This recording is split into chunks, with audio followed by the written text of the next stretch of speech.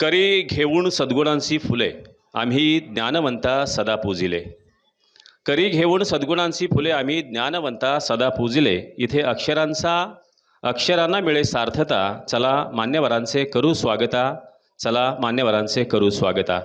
या डॉक्टर स्मिता पाटील लिखित मातीला पंख फुटताना कादंबरीच्या प्रकाशन सोहळ्यासाठी उपस्थित असणारे, ज्यांच्या शुभहस्ते आजचा हा कार्यक्रम संपन्न होतोय, मान्य श्री एकनाथ आव्हाड साहित्य अकादमी पुरस्कार विजेते ज्येष्ठ बाल साहित्यिक यांचं या प्रकाशन सोहळ्यामध्ये मी मनपूर्वक स्वागत करतोय. त्याचबरोबर ज्येष्ठ साहित्यिक सन्माननीय श्रीकांतजी पाटील यांचंही मनपूर्वक स्वागत. मनोरमा परिवाराचे संस्थापक श्रीकांत मोरे साहेब हे आजच्या कार्यक्रमाचे अध्यक्ष असणार आहेत आणि ज्यांच्या प्रमुख उपस्थितीमध्ये हा कार्यक्रम संपन्न होतोय ते सन्माननीय पद्माकर कुलकर्णी कार्यवाह आणि या कादंबरीच्या लेखिका डॉक्टर स्मिता पाटील आणि त्यांच्या पाठीशी खंबीरपणानं उभे राहणारे डॉक्टर प्रमोद पाटील या सर्वांचंच या ठिकाणी मी मनपूर्वक स्वागत करतोय.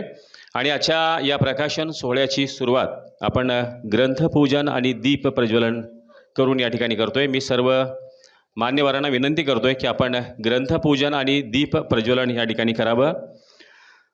ज्ञानेश्वरी, तुकाराम गाथा, ग्रामगीता आणि संविधान हे ग्रंथ आपल्या देशाचं वैभव आहेत आणि अशा या वैभवशाली ग्रंथाचं पूजन मान्यवरांच्या शुभहस्ते या ठिकाणी संपन्न होते आणि त्या ग्रंथपूजनानं आजच्या कार्यक्रमाची आपण या ठिकाणी सुरुवात करतोय.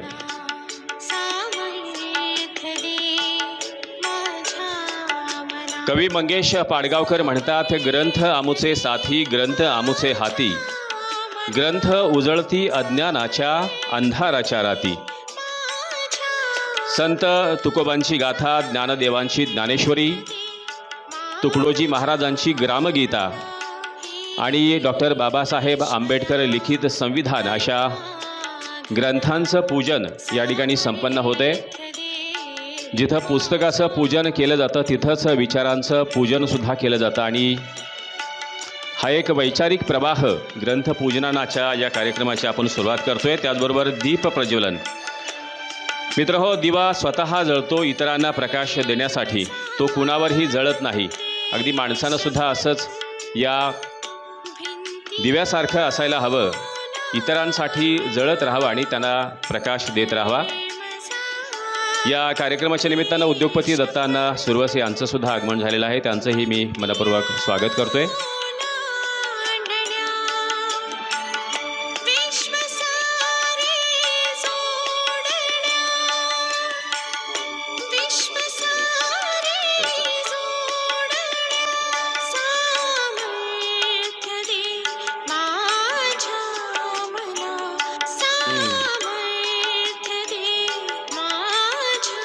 मंडळी, वेदनेतून आकाराला आलेलं शहाणपण माणसाला सुसंस्कृत बनवतं आणि जी वेदना समाजाची पाहिली, अनुभवली, ती वेदना पुस्तक रूपानं आपल्या सर्वांच्या समोर येते.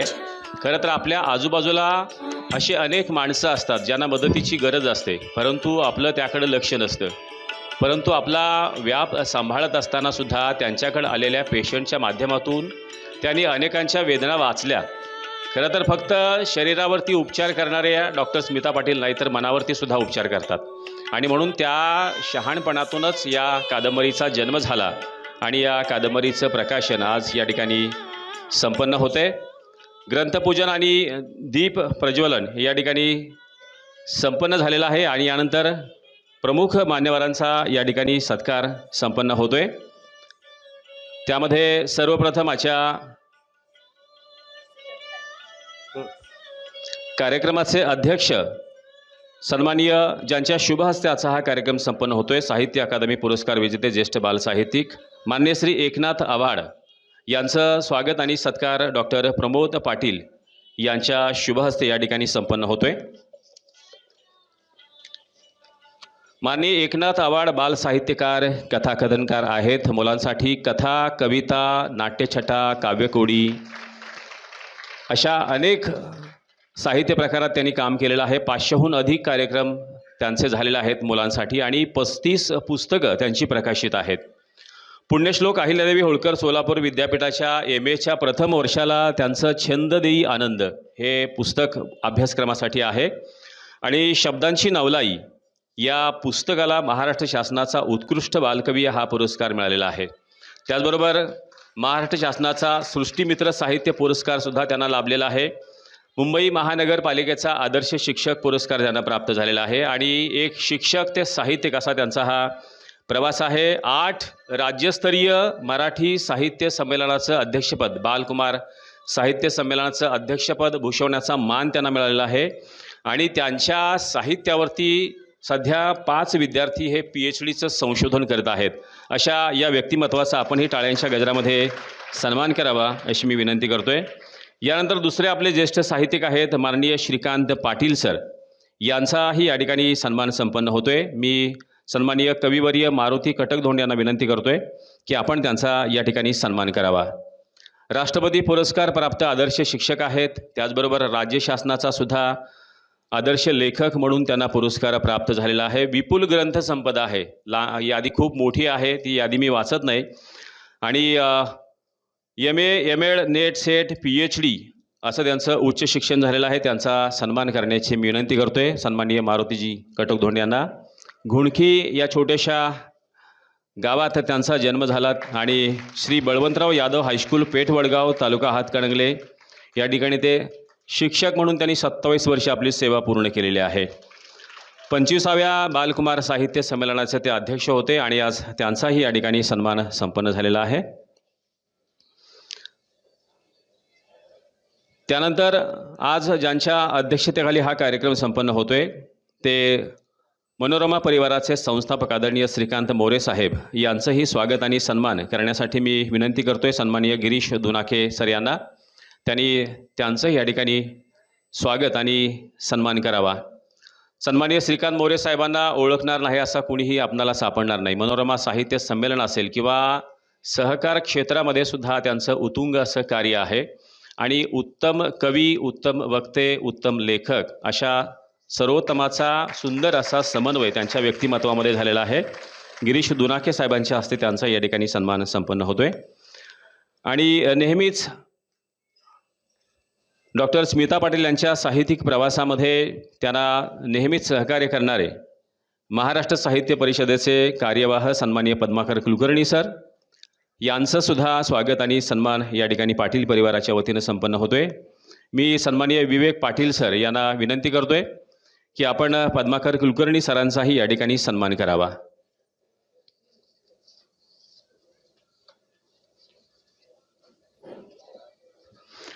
संस्कृती आमुची सांगे आम्हा अतिथी देवो भव. संस्कृती आमुची सांगे आम्हा अतिथी देवो भव. पूज्य जनांचा आदर करणे हेच आम्हाला ठावं. अशा या सर्वच मान्यवरांचा सन्मान सोहळा या ठिकाणी संपन्न झालेला आहे. मंडळी, आज हा प्रकाशन सोहळा या ठिकाणी संपन्न होत असताना डॉक्टर स्मिता पाटील यांच्या या साहित्यिक प्रवासाला शुभेच्छा देण्यासाठी आणि आपल्या आशीर्वादाचं पाठबळ देण्यासाठी म्हणून आपण या ठिकाणी उपस्थित आहात. डॉक्टर स्मिता पाटील यांच्या आई या ठिकाणी उपस्थित आहेत, प्रमिला जगताप. त्याचबरोबर डॉक्टर प्रमोद पाटील यांच्या मातोश्रीसुद्धा हिराबाई पाटील या ठिकाणी उपस्थित आहेत. आणि आपल्या लेकरांचं कौतुक स्वतःच्या डोळ्यांनी पाहणं यासारखं कोणतंही सुख नाही. आणि या सुख सोहळ्यामध्ये, आनंद सोहळ्यामध्ये आपण सर्वजण विविध क्षेत्रातले मान्यवर या ठिकाणी उपस्थित आहेत आणि आपल्या सर्वांच्या उपस्थितीमध्ये हा प्रकाशन सोहळा या ठिकाणी संपन्न होतोय. मी सर्वच मान्यवरांना विनंती करतोय की आपण मातीला पंख फुटताना या कादंबरीचं या ठिकाणी प्रकाशन करावं. सन्माननीय एकनाथजी आव्हाड साहित्य अकादमी पुरस्कार विजेते ज्येष्ठ बाल साहित्यिक श्रीकांत पाटील सर, श्रीकांत मोरे साहेब, पद्माकर कुलकर्णी सर, या कादंबरीच्या लेखिका डॉक्टर स्मिता पाटील आणि डॉक्टर प्रमोद पाटील या सर्वच या मातीला पंख फुटताना कादंबरीचा प्रकाशन सोहळा संपन्न होतो. आणि त्याचबरोबर नाही गिरवता येत कुठलीच लिपी या पुस्तकामुळं महाराष्ट्राच्या बाहेरसुद्धा साता समुद्रापार ज्या पुस्तकाचा गौरव झाला त्या पुस्तकाची दुसरी आवृत्ती त्याचंही प्रकाशन या ठिकाणी मान्यवरांच्या हस्ते संपन्न होते. पहिल्यांदा या दुसऱ्या आवृत्तीचं प्रकाशन आपण करतोय. नाही गिरवता येत कुठलीच लिपी. जोरदार टाळ्यांच्या गजरामध्ये या दुसऱ्या आवृत्तीचं सुद्धा आपण स्वागत करूया. पहिली आवृत्ती हातोहात संपली आणि म्हणून प्रकाशकांना ग्रंथालय प्रकाशन मुंबई यांना दुसरी आवृत्ती या ठिकाणी काढावी लागली आणि त्या आवृत्तीचं प्रकाशन या ठिकाणी संपन्न झालेलं आहे. आणि ज्या पुस्तकाची आपण सगळेजण आतुरतेने वाट पाहतोय, खरं तर ही ग्रामीण भागातली समस्या आहे. मुलींच्या शिक्षणाची समस्या, अनेक अडचणींना तोंड देत त्या मुली कशा पद्धतीनं आपलं शिक्षण पूर्ण करतात आणि आपल्या ध्येयापर्यंत पोहोचतात, त्यांचा हा प्रवास. जोरदार टाळ्या वाजून आपण आणि या पुस्तकाचं स्वागत आपण सर्वांनी करावं. मातीला फंक फुटताना या कादंबरीचा प्रकाशन सोहळा मान्यवरांच्या उपस्थितीमध्ये या ठिकाणी संपन्न झालेला आहे.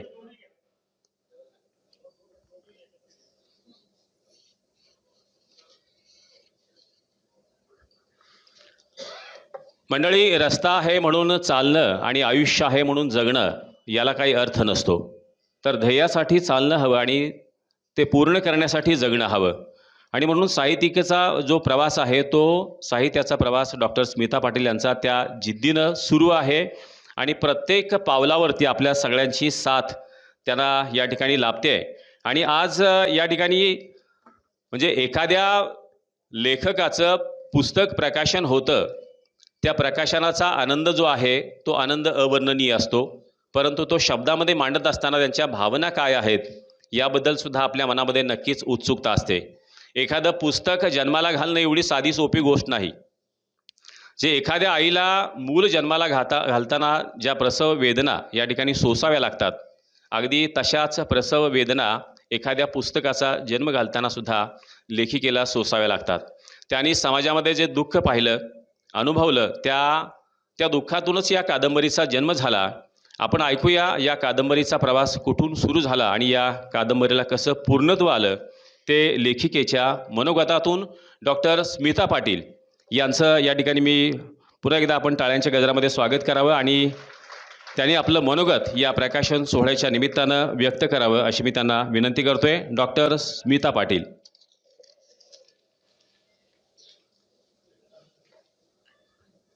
माझं मनोगत मी 10 मिनिटातच व्यक्त करेन. प्रथम इथे आलेल्या सर्वांचं मनपूर्वक स्वागत करते.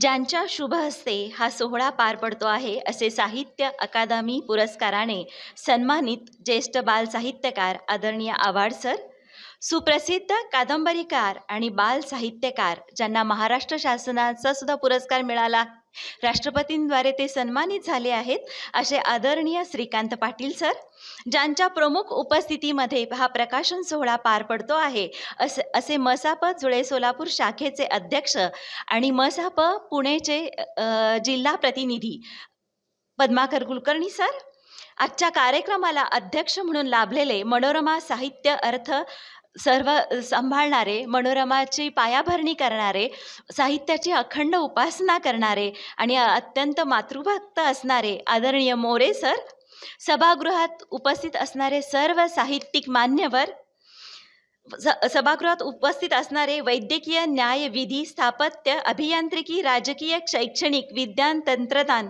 आदी सर्व शाखेतील मान्यवर, पत्रकार बंधू भगिनी आणि आमच्या पाटील कुटुंबावरती पाटील कुटुंबासाठी आज इथे आवर्जून आलेले आपण सर्व, आमच्यावर स्नेहाची पखरण करणारे आपण सर्व सुहृद, आपल्या सर्वांचं मी पाटील परिवारातर्फे मनपूर्वक स्वागत करते. खरं म्हणजे इतकं छान लोक असतील आपल्या पाठीशी तर आपल्याला किती आनंद व्हायला पाहिजे. आम्ही त्या अर्थाने श्रीमंत आहोत कारण आपण सगळे आमच्या सोबत आहात. त्यामुळे आम्ही स्वतःला खूप श्रीमंत समजतो. आपली उपस्थिती हीच आमची श्रीमंती, आपला स्नेह हीच आमची श्रीमंती आहे. आपल्या सगळ्यांच्या स्नेहाला मी मानाचा मुजरा करते. पुन्हा एकदा सर्वांचं मनपूर्वक स्वागत करते. आज माझ्या 5व्या साहित्य कृतीचं मातीला पंख फुटताना या कादंबरीचा प्रकाशन सोहळा पार पडतो आहे. त्याबरोबरच नाही गिरवता येत कुठलीच लिपी या कविता संग्रहाच्या 2य आवृत्तीचेही प्रकाशन पार पडते आहे. आमच्यासाठी हा अत्यंत आनंदाचा क्षण आहे. या कादंबरीच्या वाटेवरती अनेकांचे मदतीचे हात लाभले आहेत. आदरणीय लेखक बाळासाहेब लबडे सर, आदरणीय दत्ता घोलप सर, आदरणीय खोत सर, आदरणीय श्रीकांत पाटील सर, आदरणीय जोंधळे सर या सर्वांची मी मनापासून ऋणी आहे. या कादंबरीचा सुंदर असा चेहरा रेखाटणारे आदरणीय सरदार जाधव सर आणि या कादंबरीच्या प्रकाशनाची जबाबदारी अत्यंत आनंदाने स्वीकारणारे दिलीप राज प्रकाशनचे मोहित बर्वे सर यांचीही मी मनापासून ऋणी आहे.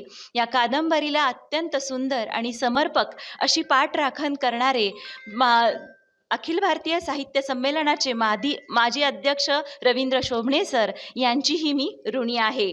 नाही गिरवतायत कुठलीच लिपी या संग्रहाच्या द्वितीय आवृत्तीचे प्रकाशन ज्यांनी केलं आहे, त्या संस्थेची ग्रंथालीची आणि ग्रंथालीचे विश्वस्त सुदेश हिंगलाजपूरकर सर यांचीही मी ऋणी आहे. नाही गिरवतायत कुठलीच लिपी या पुस्तकाचा चेहरा रेखाटणारे शिरीष गाटे सर जे आपल्या सोलापूरचेच आहेत, त्यांचीही मी खूप ऋणी आहे. या दोन्ही प्रकाशन संस्थांचे ऋण व्यक्त करणं आज माझ्यासाठी अत्यंत महत्त्वाचं आहे. माझं हे 5वं बाळ आहे असं म्हणायला काही हरकत नाही. मला कवी नागटिळक म्हणाले की मॅडम तुम्ही आता शासनाचा आदेश झुगारून द्या आणि एकापेक्षा एक अधिक साहित्य कृतींना जन्म द्या. तर एवढं शासनाला सांगा की या बाबतीत मला कुठलाही म्हणजे अटकाव आणू नका. तर मी अनेक अशीच अपत्यांची निर्मिती करण्याचा नक्कीच प्रयत्न करेन. आपल्या सगळ्यांच्या शुभेच्छा माझ्या पाठीशी आहेत आणि मला तो विश्वास आहे. माझ्या साहित्यिक प्रवासात मला मोलाचे सहकार्य करणारे माझे पती, माझ्या मुली, सासूबाई आणि मला अक्षरांचा लळा लावणारी माझी आई यांचे तर ऋण व्यक्त मी करू शकत नाही. त्यांच्या ऋणातच मी राहणं पसंत करेन. माझ्या कादंबरीवर मी फारसं बोलणार नाही कारण सगळेच मान्यवर माझ्या कादंबरीवरती बोलणार आहेत. मी फक्त कादंबरीच्या पाठीमागची माझी मनोभूमिका थोडक्यात विशद करणार आहे. खरं तर आपण पाहतो वैद्यकीय व्यवसाय मी खेड्यामध्ये करत आहे आणि मी रोज पाहत आहे की किती बालविवाहित मुली माझ्याकडे ट्रीटमेंटसाठी येतात गर्भवती होऊन. ह्या सगळ्यांना बघताना माझ्या असतात हे हसायचं, खेळायचं, बागडायचं, कॉलेज जीवन अनुभवायचं वय असतं आणि ह्या वयातच या मुली संसारात पडलेल्या असतात, मातृत्वाच्या कठीण परीक्षेला सामोऱ्या जात असतात. तर या मुलींची मला नेहमीच कणव वाटत आली. पण एका चित्रपटाच्या कथा लिहिण्यासाठी मला एकाने आग्रह केला आणि बालविवाह हा विषय दिला आणि मग मी कथा लिहित राहिले आणि मग माझ्याकडे येणाऱ्या रुग्ण या कथेच्या नायिकेमध्ये सामावत गेल्या आणि या कादंबरीचा आकार पुढे कादंबरी साकारत गेली. म्हणजेच बालविवाह ही समस्या खरं तर असं होतं की 2005 मध्ये आणि 2006 मध्ये बालविवाहाचं प्रमाण भारतामध्ये 45% होतं. पण नंतर ते 2015 आणि 16 मध्ये 27% खाली आणण्यापर्यंत सरकारला यश आलं. पण कोविड नंतर मात्र आणि मधल्या काळात झालेल्या तुम्हाला सगळ्यांना ज्ञातच असेल परळीचं स्त्री भ्रूण हत्या प्रकरण केवढं जोरात झालं. त्या काळामध्ये प्रचंड भ्रूण हत्या झाल्या आणि आत्ता अशी अवस्था आहे की लग्नाला मुलीच मिळत नाहीयेत. खेड्यामध्ये तर 25-30 मुलं आरामात तुम्हाला अविवाहित पाहायला मिळतील. मग अशा वेळी काय होतं की ज्या घरात मुली आहेत त्या घराकडे समाजाचं बारीक लक्ष असतं आणि मग कधी एकदा त्या 15-16 वर्षाच्या होत आहेत आणि मग कधी एकदा आपण त्यांना मागणी घालतोय असं बाहेरच्या लोकांना झालेलं असतं. आणि मग शेतकरी असलेल्या आई वडिलांना असं वाटतं की ढिगभर हुंडा नंतर देण्यापेक्षा आत्ता मुलगी आणि नारळ मागतात ना, चला करून टाकू विवाह, असं करून विवाह केला जातो. आणि खेड्यातल्या आईबापांना मुळातच हे असं झालेलं असतं. मुलगा मोठा झाला की त्याला शेतात पाठवायचं आणि मुली मोठ्या झाल्या की कधी एकदा त्यांचं लग्न करतोय आणि त्यांच्या विवाहातून कधी एकदा आपण पार पडतोय असं त्यांना झालेलं असतं. त्यामुळे लग्न करायचं आणि आपल्या जबाबदारीतून आपण मुक्त व्हायचं असा प्रघात आजही खेड्यामध्ये प्रचंड प्रमाणात दिसून येतो आणि हे अत्यंत वेदनादायक चित्र आहे. खरं म्हणजे साने गुरुजी ज्यावेळी लहान होते त्यावेळी त्यांना श्याम असं म्हणून ओळखलं जायचं. एकदा श्याम संध्याकाळ फुलं गोळा करत असतो तर त्याची सगळी फुलं त्याचे मित्र घेऊन जातात आणि तो शेवटी गेल्यामुळे त्याच्या वाट्याला फुलं येत नाहीत.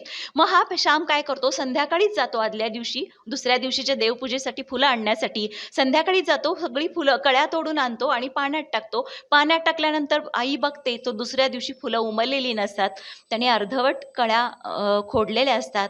त्यावेळी श्यामची आई श्यामला म्हणते, अरे श्याम, अशा कळ्या तोडू नयेत, कळ्या म्हणजे झाडांची बाळं असतात आणि तू हे जे करतोयस ना फार चुकीचे आहे आणि परत तू असं करू नकोस. किती सुंदर बघा.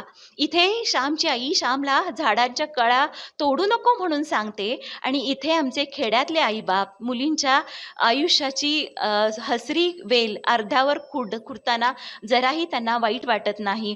हे अत्यंत वेदनादायक चित्र आहे जे आज खेड्यामध्ये आहे. असं पूर्वी लोकम्हणीमध्ये म्हटलं जातं की गढूळ पाण्यामध्ये मगर माशाचा बंगला, अस्तुरीच्या जन्माला अवल्या मिळावा चांगला. अस्तुरी म्हणजे स्त्री. स्त्रीच्या जन्माला जर पती चांगला मिळाला तरच तिचं कल्याण होतं. पण मी तर म्हणेन नवरा पती हा नंतरची गोष्ट आहे. मुलीच्या आयुष्याला आईबाप चांगले मिळणे हे अतिशय महत्त्वाचे आहे. जर मुलगी चांगल्या घरात जन्माला आली, सुशिक्षित घरात जन्माला आली तर बालविवाहासारखी गोष्ट तिच्यावरती कधीच येत नाही. त्यामुळं जन्म अधिक महत्त्वाचा आहे, लग्न नंतर महत्त्वाचे आहे. पण असं प्रघात आपल्याकडे अजून कमी होताना दिसत नाहीये आणि हे फार दुःखदायक असं चित्र अजूनही खेड्यामध्ये आहे, याचं मला प्रचंड वाईट वाटतं. दुसरी गोष्ट म्हणजे केवळ बालविवाहामुळं असं होत नाहीये की त्या मुलीचं आयुष्य बर्बाद होते. आपल्या देशाचं आयुष्य सुद्धा बर्बाद होतंय. आपला देश सुद्धा खराब होतोय. त्या मुलीचंच आयुष्य करपत नाहीये तर ह्या भारत भूमीचं सुद्धा भविष्य करपून जात आहे. असं म्हटलं जातं की जिच्या हाती पाळण्याची दोरी ती साऱ्या जगाला उद्धारी. पण जिच्या हातात पाळण्याची दोरी आहे ती दोरी घेणारी आई असमर्थ असेल आणि तीच स्वतःचा उद्धार करण्यास असमर्थ असेल तर ती समर्थ पिढी कशी निर्माण करू शकेल, हा मोठा प्रश्न आहे. पण आपल्याकडे देशाचा विचार केलाच जात नाही. देश आपल्याला फक्त 15 ऑगस्ट आणि 26 जानेवारीलाच आठवतो. इतर वेळी आपलं आणि देशाशी काही नातं नसतं. त्यामुळे मी वंशाच्या दिवासाठी 6 मुलींना जन्म देऊन माझ्या देशाचं काही नुकसान करत आहे का, किंवा मी माझ्या मुलीचा बालविवाह करून माझ्या देशाचं काही नुकसान करत आहे का, असा यांच्या मनातही प्रश्न येत नसतो. कारण आपल्याकडे पद्धतच असे. परदेश आज एवढे प्रचंड पुढे आहेत, प्रगतीपथावरती आहेत, कारण त्यांच्याकडे देश हाच त्यांचा देव आहे आणि आमच्याकडे आमचं कुटुंब किंवा आमचं जगणंच आमचा देव असतो. आणि म्हणून कुठेतरी 75 वर्ष झाली तरी आपण अजूनही प्रगत राष्ट्रामध्ये, विकसित राष्ट्रामध्ये मोडत नाहीये. हे अत्यंत दुःखदायक गोष्ट आहे. पण मला असं म्हणायचं आहे की फक्त सामान्य लोकच देशाचा विचार करत नाहीत असं नाही. ज्यांच्या हातामध्ये देश आहे ते हात सुद्धा देशाचा विचार करताना फारसे आत्ता दिसत नाहीत. आत्ताचं राजकीय आणि सामाजिक चित्र अत्यंत वेदनादायक आहे. मला यावेळी कवी दिनकर मनवर यांच्या कवितांच्या काही ओळी आठवतात. मी वृत्तपत्र उघडतो, काळोख हाताला चिकटतो. मी टीव्ही लावतो, काळोख मनभर पसरतो. मी थकून झोपी जातो, काळोख देहाला वेढतो. ज्यावेळी जीवनाला प्रकाशमान करणारे मूल्यच जेव्हा पायदळी तुडवले जातात तेव्हा असा काळोखच सगळ्यांच्या वाट्याला येणं अपरिहार्य आहे. आणि या सगळ्या गोष्टींचा परिणाम तुमच्या आमच्या मनस्वास्थ्यावर होतोच आहे, पण नव्या पिढ्यांवरती सुद्धा होतो आहे. मोबाईल नावाचं एक राक्षस, खरं तर ते एक सुंदर यंत्र आहे, आयुष्य पुढं नेणारं आहे, पण त्याचा दुरुपयोगच जास्त केला जातो. आणि या मोबाईलच्या राक्षसाने सुद्धा आपलं आयुष्य अक्षरशः गोठवून टाकलेलं आहे. आज आपण बघितलं की आंध्र प्रदेशामध्ये नांद्याळ गावामध्ये एका 8 वर्षाच्या मुलीवरती पॉर्न पाहणाऱ्या 6वी-7वीच्या मुलांनी अत्याचार केला आणि तिची हत्या केली. 6वी-7वीचं वय काय असतं? त्या वयामध्ये मुलांना असं वाटतं एखाद्या कळीचं जीवन खोडून टाकावं, तिला मारून टाकावं. म्हणजे समाज किती विघातक दिशेने पुढं चाललाय याचं भयानक चित्र आपल्याला दिसतं. आणि हे चित्र अत्यंत वेदनादायक आहे. प्रचंड हिंसाचार वाढला आहे. आत्महत्येचा प्रचंड अंक पुढं चालला आहे. आज शाळामध्ये महाराष्ट्र गीत आधी लावलं जातं. खरंच महाराष्ट्र गीत लावायला सांगताना हा सुद्धा विचार करायला पाहिजे की आपला महाराष्ट्र आत्ता कुठल्या स्टेजवर उभा आहे.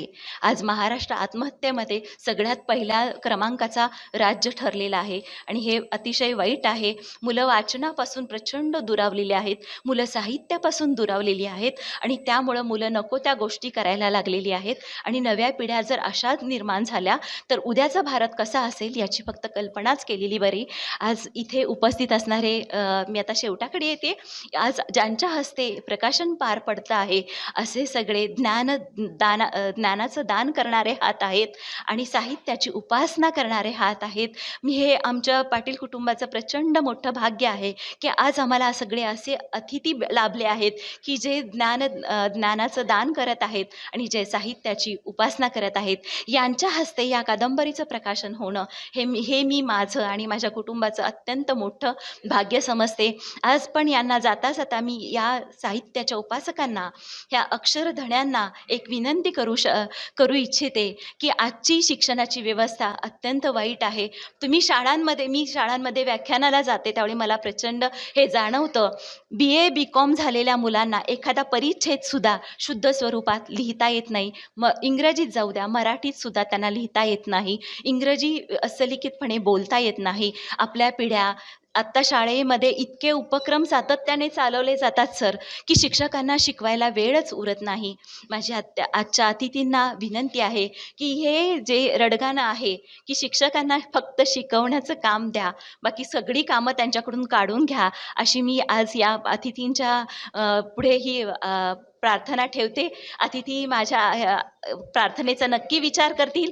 आपण सगळेजण साहित्यातले मान्यवर, वैद्यकीय क्षेत्रातले मान्यवर, सर्व क्षेत्रातले मान्यवर इथे उपस्थित राहिलात. राजकीय, सामाजिक सगळ्या क्षेत्रातल्या मान्यवरांचं मी खूप खूप मनापासून स्वागत करते. मंचावरच्या पाहुण्यांचं मी स्वागत करते आणि आपल्या सगळ्यांचा निरोप घेते. धन्यवाद.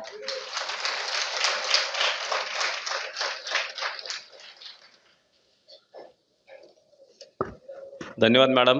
पहिलंच वाक्य आपलं होतं, आपली उपस्थिती हीच आमची श्रीमंती.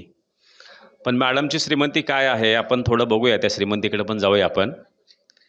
खरं तर काही माणसं जगावं कसं हे फक्त जगाला सांगत नाहीत, तर स्वतः आधी तसंच जगतात आणि जगासमोर एक सर्वोत्तम आदर्श ठेवतात.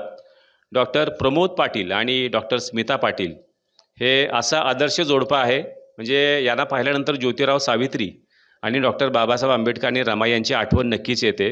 एका स्त्रीच्या पाठीमागं किती खंबीरपणानं उभं राहायचं असतं आणि आधी आपण समोर येऊन त्यांना कसा प्रतिसाद द्यायचा असतो हे त्यांच्याकडून आपण शिकायला हवं. मी श्रीमंती सांगतोय, 550 व्याख्यानं शाळा महाविद्यालयामध्ये खास मुलींसाठी मॅडमने दिलेली आहेत. निस्वार्थपणाने सुरू असलेलं हे कार्य आहे.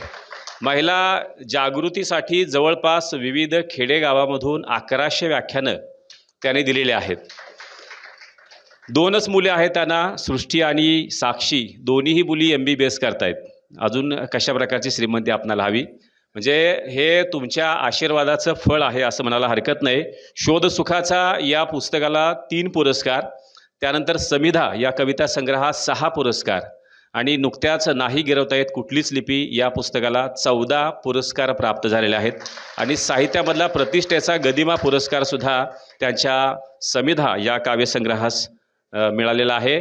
14, आता 3, 6 आणि 14. मॅडम आपली श्रीमंती वाढते. आता ह्या मातीला पंख फुटताना ही आपली कादंबरी जी आहे त्या कादंबरीला नक्कीच 14पेक्षा जास्त पुरस्कार मिळतील आणि आधीच्या पुस्तकांपेक्षा सुद्धा आपल्या या 5व्या पुस्तकास उदंड असा प्रतिसाद या ठिकाणी मिळेल. आपण उपस्थितीबद्दल बोलला. जे कुलकर्णी सर या ठिकाणी खास आशीर्वाद देण्यासाठी उपस्थित आहेत. उज्ज्वला साळुंखे मॅडम आहेत. त्याचबरोबर माऊली पवार आणि ज्योत्स्ना पाटील यासुद्धा आपल्या या प्रकाशन सोहळ्याच्या निमित्तानं या ठिकाणी उपस्थित आहेत. आणि खरं तर स्वप्न जिथं साकार होतं तिथंच जीवन आकार घेतं आणि पहिलं कादंबरी लिहिण्याचं आपलं हे स्वप्न जे आहे ते साकार या ठिकाणी होते आणि या सगळ्यांच्या आशीर्वादानं हे या ठिकाणी साकार झालेलं आहे. या ठिकाणी सन्माननीय दिगंबर भगरे, संपादक दामाजी एक्सप्रेस, त्यांना इथं लेखिका डॉक्टर स्मिता पाटील यांचा सन्मान करायचा आहे. त्यांना त्यांच्या महत्त्वाच्या कामासाठी जायचं आहे. ते सत्कार या ठिकाणी करतील. दामाजीनगर साहित्य संमेलन म्हणजे दामाजीच्या मंगळवेढ्यामध्ये साहित्यिक चळवळ चालू ठेवण्यामध्ये दिगंबर भगरे सरांचं खूप मोठं योगदान आहे आणि अशा लोकांचीच आज समाजाला गरज आहे. साहित्यिकांना पुढं घेऊन जाण्याचा या ठिकाणी प्रयत्न ते करतायत. मंडळी, आपण बघताय की या ठिकाणी मंचावरती अनेक दिग्गज आहेत आणि जसं आपण लेखिकेच्या मनोगतामधून ऐकलं की त्यांना समाजाबद्दलची असणारी तळमळ किती आहे आणि ती तळमळ फक्त शब्दाबद्दल व्यक्त होत नाही, त्यांना नुसता शब्द टाकून बघावा आपण कधीही. एखाद्या गरीब विद्यार्थिनीला मदत करायची असेल तर, आणि आपण अनुभव घ्यावा. मी स्वतः अनुभव घेतलेला आहे, त्यामुळं आपण सुद्धा अनुभव घ्यावा की समाजामध्ये ज्या वंचितांना गरज आहे त्या ठिकाणी हे दोघंही त्यांच्या पाठीशी खंबीरपणानं उभं राहतात. एकदा त्यांच्या या सामाजिक कार्याचं आपण जोरदार टाळ्यांच्या गजरामध्ये कौतुक करूया. आणि अनेक दिग्गज इथं आहेत, त्यांच्या वाणीमधून सुद्धा आपणाला अनेक चांगले विचार ऐकायला मिळणार आहेत. मी सर्वप्रथम या ठिकाणी सन्माननीय पद्माकर कुलकर्णी सर यांना आमंत्रित करतोय. त्यांनी या प्रकाशन सोहळ्याच्या निमित्तानं आपलं मनोगत या ठिकाणी व्यक्त करावं. सन्माननीय पद्माकर कुलकर्णी सर.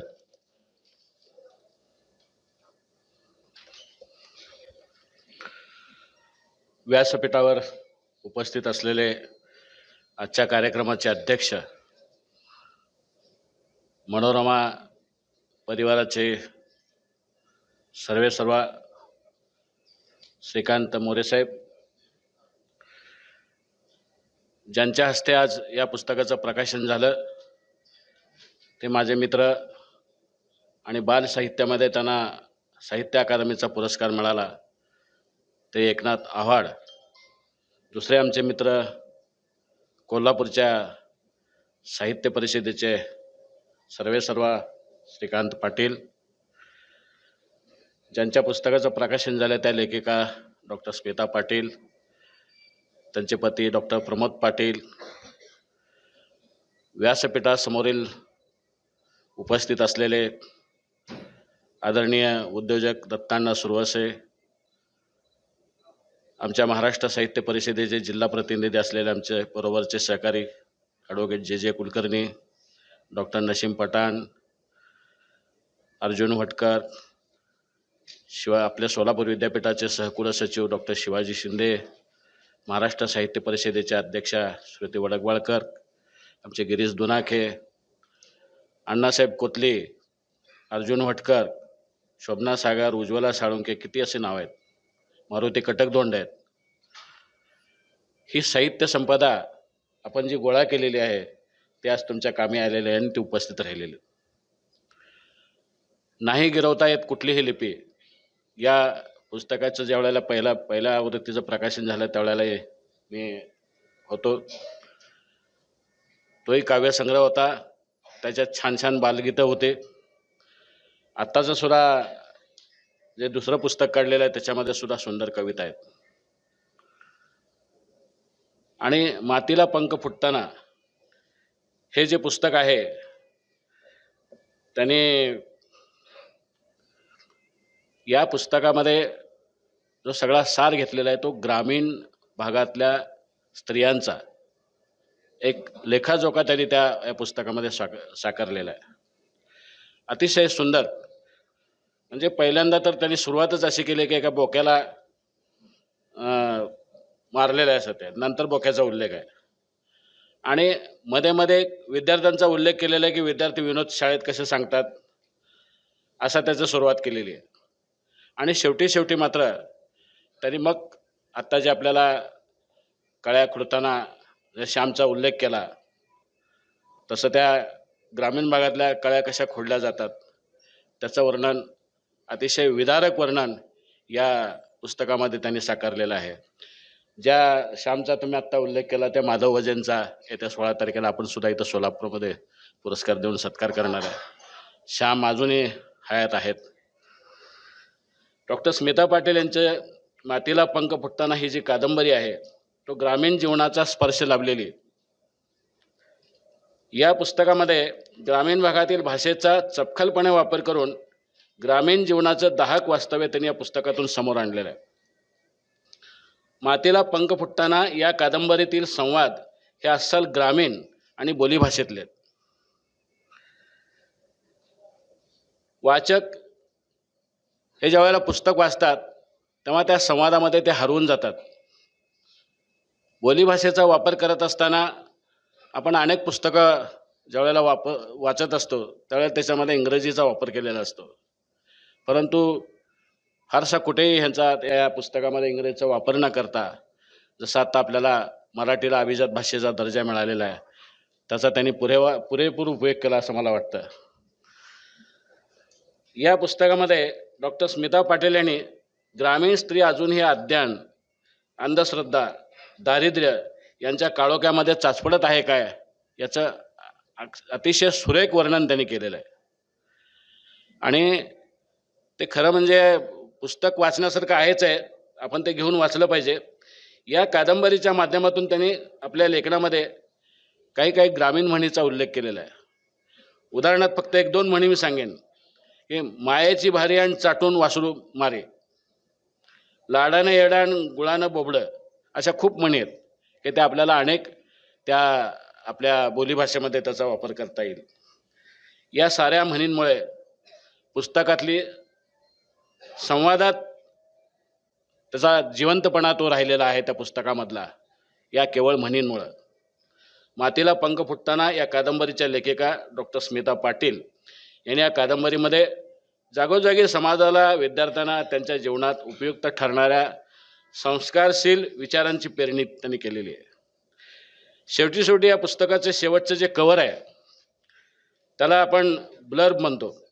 या साहित्य संमेलनाचे माजी अध्यक्ष डॉक्टर रवींद्र शोभणे यांनी त्यांच्या लेखनामध्ये म्हटलं आहे की मातीला पंख फुटताना या कादंबरीत डॉक्टर स्मिता पाटील यांनी प्रभावी व्यक्तिचित्रण, काळजाला भिडणारे प्रसंग निर्मिती, बोलीभाषेचा गोडवा, तरुण मुलांच्या भावी विश्वासाची अस्सल ग्रामीण भाषेत मांडणी केली असून नकळतच समाजाला दिला जाणारा सावित्रीबाई फुले यांच्या स्त्री शिक्षणाविषयीचा आदर्श असा संदेश दिला असून यामुळेच मातीला पंख फुटताना ही कादंबरी अधिक प्रभावीपणे वाचकांच्या मनाचा ताबा घेणारी ठरलेली आहे. मनाचा ठाव घेणारी आणि ग्रामीण भाषेचं वर्णन करणारी ही कादंबरी आपण वाचकांच्या हातात दिली, त्याबद्दल मी आपणाला या निमित्ताने शुभेच्छा व्यक्त करतो. आणि मला आपण प्रमुख पाहुणे म्हणून बोलवलं त्याबद्दल आपल्या पाटील कुटुंबाचे मी आभार मानतो आणि ते थांबतो. धन्यवाद.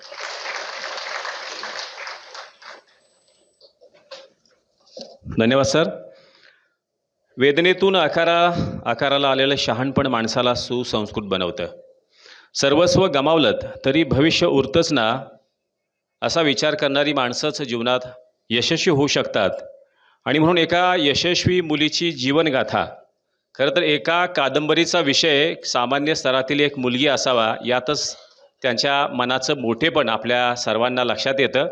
आणि अशा या मातीला पंख फुटताना या पुस्तक जी व्यथा मांडलेली आहे ती व्यथा अगदी रास्तपणानं पद्माकर कुलकर्णी सरांनी या ठिकाणी आपल्यासमोर मांडली.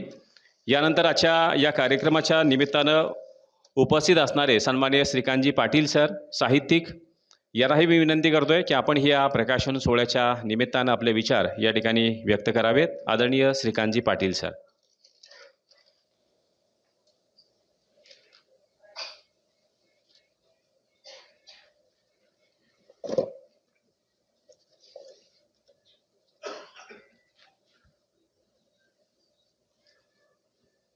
मातीला पंख फुटताना या डॉक्टर स्मिता पाटील लिखित किशोर कादंबरीच्या प्रकाशन समारंभाचे सन्माननीय अध्यक्ष आदरणीय श्रीकांत मोरे सर, ज्यांच्या शुभहस्ते या कादंबरीचं प्रकाशन झालं, ते गतवर्षीच्या बालसाहित्य अकादमी पुरस्काराचे विजेते आदरणीय एकनाथ आव्हाड सर, महाराष्ट्र साहित्य परिषदेचे कार्यकारिणी सदस्य मसाप पुणे आणि सोलापूरचे प्रतिनिधी Kulkarni sir, doctor Pramod Patil sir, कवयित्री आणि लेखिका डॉक्टर स्मिता पाटील मॅडम आणि व्यासपीठासमोरील आपण सगळे मान्यवर, सुवासिकता, सुंदरता आणि सुकोमलता यांनी गुलाबाला मनोवेदकता प्राप्त होत असते. गंगेचं पावित्र्य, परंपरा आणि परोपकारिता तिच्या पदरी पुण्यही बांधत असते. ध्रुवाची निश्चलता, निर्धारितता आणि नेत्रदीपकता त्याला आढळस्थान मिळवून देत असते.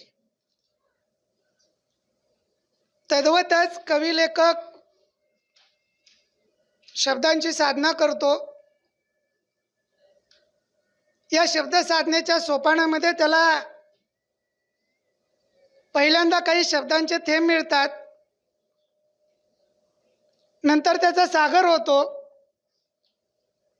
चुकत चुकत शिकता येतं आणि शिकता शिकता एक दिवस उत्तम प्रतीचं लिहिता येतं. हे ज्या मंडळीने सिद्ध करून दाखवलं असे अनेक मंडळी या कार्यक्रमाचे साक्षीदार आहेत. आणि म्हणूनच मी असा उल्लेख केला की व्यासपीठासमोरील आपण सगळे मान्यवर, मग कुलकर्णी मॅडम असतील, भोसले सर असतील, कटक धोंड सर असतील, अस्वस्थ ओंकारच्या माध्यमातून किंवा कैवारच्या माध्यमातून महाराष्ट्रभर पोचलेले शिवाजी शिंदे सर असतील, नामदेव भटकर सर असतील, बरीच मंडळी या व्यासपीठासमोर सुद्धा तितकेच दिग्गज लोक उभे आहेत, बसलेले आहेत. आणि ही खरी शब्दांची संपत्ती आहे. मातीला पंख फुटताना आणि नाही गिरवता येत कुठलीच लिपी. कविता संग्रहाचं द्वितीय आवृत्तीचं प्रकाशन आणि या किशोर कादंबरीचं प्रकाशन असा हा दुहेरी प्रकाशनाचा कार्यक्रम आपल्या सर्वांच्या साक्षीनं या ठिकाणी संपन्न झाला. लेखिकेनं आपल्या मनोगतामध्ये व्यक्त केलं, आजही त्या परिस्थितीमध्ये फारसा फरक पडलेला नाही. समाजाची जी सनातनी, ज्याला आपण मानसिक विकृती म्हणतो, स्त्रीचा जन्म जन्म घालून चुकला, बैल घाण्याला जुंपला जन्मवेरी, स्त्रीचा जन्म जन्म नको घालू सके आरी, रात्रंदिनामा परकेची ताबेदारी. बालपणी वडिलांच्या धाकात वाढायचं, तारुण्यात पतीच्या आधिपत्याखाली जगायचं आणि म्हातारपणी मुलांच्या उपदेशाचे डोस ऐकायचं. आणि मग यातलं नेमकं मर्म आणि नेमकं वर्म. लेखक कोण? जो शब्दांचा पूजक असतोच, पण सामाजिक समस्यांचा नेटका आविष्कार आपल्या साहित्य कृतीतून करायचं धाडस दाखवतो. शब्द हे दुधारी शस्त्र आहे. वक्ता जसंच आहे श्रेषो, माणसाच्या जिभेला हाड नाही, पण अनेकांची हाडं मोडायचं सामर्थ्य जिभेमध्ये आहे. आणि तीच शब्द साधना कवी लेखक काय करत असतो? प्रतिबिंबित करत असतो. आणि मग ही बाल कादंबरी नाही, काही प्रौढ कादंबरी सुद्धा नाही, ही किशोरवयीन मुलांची समाजाच्या डोळ्यात झणझणीत अंजन घालणारी आणि त्या वयातल्या मुलांना प्रेरक ठरणारी, त्या मुलांच्या समोर आदर्शाचा वास्तुपाठ दाखवणारी, किंबहुना त्या मुलांना राजमार्ग दाखवणारी, अशा प्रकारचा उपदेश करणारी ही कादंबरी आहे. मॅडमांनी आपल्या भाषणामध्ये आम्हाला आवाहन केलं की या शिक्षण व्यवस्थेत बदल झाला पाहिजे, शिक्षकांना बाकीची कामं नकोत. पण आम्ही कोण? आम्ही पहिले त्याचे बळी आहे. मी माध्यमिक शिक्षक आहे, एकनाथ सर प्राथमिक शिक्षक आहे, ही सगळी कामं आम्हाला करावी लागतात. आम्ही कितीही ठाव फोडून सांगितलं की आम्हाला शिकवू द्या, आम्हाला मुलांच्यात रमू द्या, आम्हाला त्यांना ॲक्टिव्हिटी बेस्ड लर्निंग कृतीयुक्त त्यांना घडवू द्या, पण हे मानायला शासन तयार नाही. आणि मग तो काळ वेगळा होता. छेडीला घे छमछम विद्या ही घमघम. आज काळ बदललेला आहे. आणि मग एकही दिवस असा नाही की स्त्री अत्याचाराची बातमी आणि शेतकरी आत्महत्येची बातमी वृत्तपत्रामध्ये किंवा वृत्तवाहिन्यांच्यामध्ये आल्याशिवाय तो दिवस आम्हाला आळणी किंवा सपक वाटायला लागतो. ती बातमी आली नाही तर चुकल्यासारखं आम्हाला वाटायला लागतं. एवढे आम्ही निर्डावलेले आहोत. एवढा आमचा मेंदू, 2 कानामधला प्रदेश हा बधीर झालेला आहे. आणि मग या कादंबरीमध्ये जी गौरा नावाची मुलगी आहे त्या सगळ्या व्यवस्थेला विरोध करते. ती या सगळ्यांच्या विरोधात उभी राहते. तिची कृतीयुक्त सुरुवात आहे सगळ्या गोष्टींची. आम्ही कितीही ओरडून सांगितलं की मुलींना शिकू द्या, त्यांच्या कलाप्रमाणे त्यांना घडू द्या, पण त्या श्यामच्या कथेमध्ये त्या कळ्या खुडल्यानंतर मॅडमांनीच आपल्या भाषणामध्ये सांगितलं ते विदारक सत्य आहे, ते विदारक वास्तव आहे की मुलगी वयात येण्याच्या अगोदर आज प्रत्येक गावामध्ये 40-50, तुम्ही 25चा आकडा सांगितला, 50च्या घरात पोरं अविवाहित आहेत की ज्यांची 40शी ओलांडलेली आहे. आणि मग त्या पालकांची नजर अशा कुटुंबावरती असते. एन केन प्रकारेनं त्या पालकांना गळ घातली जाते, त्यांना मनवलं जातं, त्यांना तयार केलं जातं आणि त्या पोरींचं लग्न लावून दिलं जातं, किंबहुना त्यांना उद्ध्वस्त केलं जातं. हे कशाचं प्रतीक आहे? वंशाला दिवा हवा. आम्ही कोल्हापूरकर असं म्हणतो की वंशाला दिवा हवा आणि म्हातारपणी चप्पल खावा. ही कोल्हापूरची भाषा आहे आमची. लेक जितकी आई बापाला जपते, लेक जितकी आई बापाची सेवा करते तितका मुलगा करतोच असं नाही. तो आपल्या प्रपंचात रममाण होतो, आपल्या नोकरीत रममाण होतो, पर्यायानं या सगळ्या गोष्टीकडे दुर्लक्ष करतो. एखादे मातृहृदयी साने गुरुजी किंवा जे ग्रंथपूजन केलं, खरंच एक आदर्शाचा वास्तुपाठ या कार्यक्रमाच्या निमित्तानं मला बघायला मिळाला की इथं ज्ञानेश्वरीचं ग्रंथपूजन केलं. ती माऊली आहे. हा पुरुष होता पण आम्ही ज्ञानेश्वर माऊली म्हणतो. त्या दिंडीमध्ये सुद्धा लोक एकमेकांना माऊली म्हणून हाक मारतात. संतांचं ज्ञान, ज्ञानाचं भूषण, भूषणाचं मांगल्य, मांगल्याची गंगा, गंगेची माऊली ती ज्ञानेश्वर माऊली. ते मातृहृदय फक्त पोरींच्यातच असतं. आणि मग आम्ही त्या पोरींना त्यांचे निर्णय आम्ही घेतो. तिला कितवीपर्यंत शिकायचं? यातली पोरगी शहाणी आहे, सहलीला जायला हट्ट करते आणि कांद्याची पट्टी कमी मिळाली म्हणून किती ती हजरजबाबी आहे किंवा तिला परिस्थितीची किती जाणीव आहे. ते आपल्या वडिलांना म्हणते की नाही मी कोकण बघणार नाही, मला मळमळतं, मला एसटी लागते, मला नाही जायचं. कारण वडिलांच्या परिस्थितीची जाणीव तिला झालेली आहे. पोरं असा विचार करत नाहीत. आणि मग त्या पोरीला शिकू देत नाहीत, ती घर सोडते आणि मग तिचे पालक चलविचल होतात, तिचा शोध घेतात.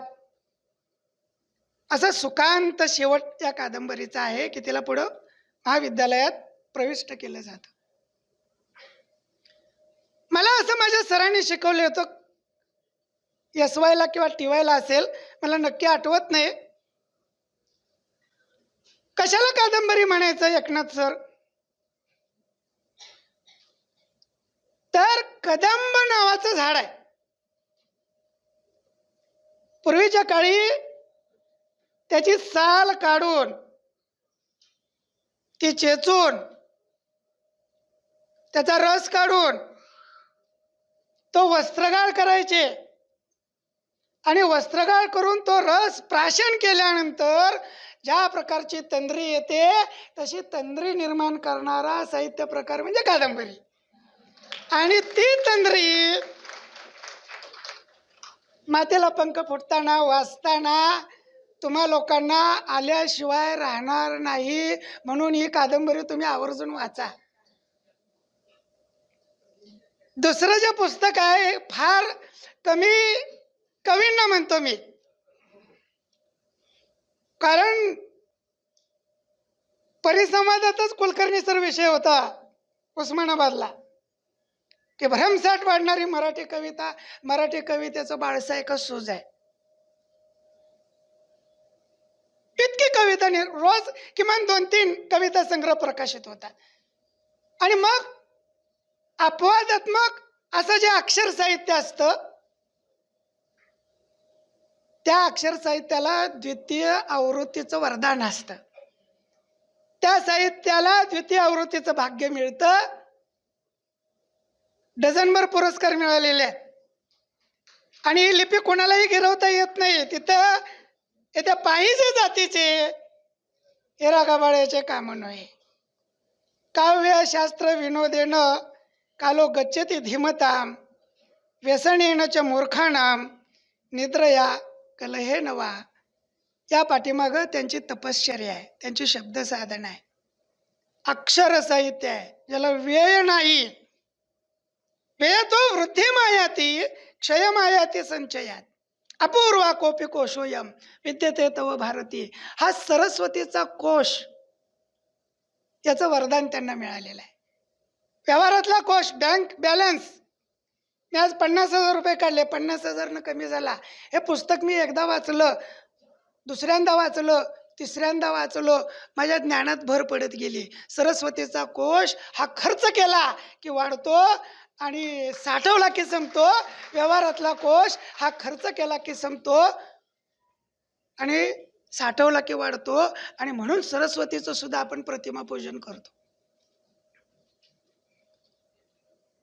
ही जी लिपी आहे मुक्त छंदातल्या कविता आहेत, यावरती मी लिहिलेलं आहे मॅडम पूर्वी. काही मोजकेच कवी त्यांची कविता ज्याची वाचक तद्रूप होतो, तन्मय होतो. कुठून येते मला कळेना उदासीनता ही हृदयाला, किंवा अहो जग बदलले आता सारे पुढे गेले, विसरा तो जुना घोष रकुमाई वर बापा आता ओटावर लारी लप्पा लारी लप्पा, असं एखादाच कवी लिहितो. नाहीतर रेला र टेला ट प ला प तला त जोडायचं आणि बांधकामावर विटा ठेवाव्या तशा कविता करायची भरमसाठ कविता आज होते आहे. कवीला कविता करायला विषयाचं बंधन नसतं. म्हणून आपण वाटेल ते लिहू नये. मी असं वाचलेलं आहे. कवी कशावर कविता करतो? कवी पूर्णाच्या पोळीवरती, भिकाऱ्यांच्या झोळीवरती, प्रस्थापितांच्या टोळीवरती, बांधकामाच्या सळीवरती, बंदुकीच्या गोळीवरती, रानातल्या केळीवरती आणि गोट्यातल्या शेळीवरती सुद्धा कविता करतो. विषयाचं बंधन नाही त्याला.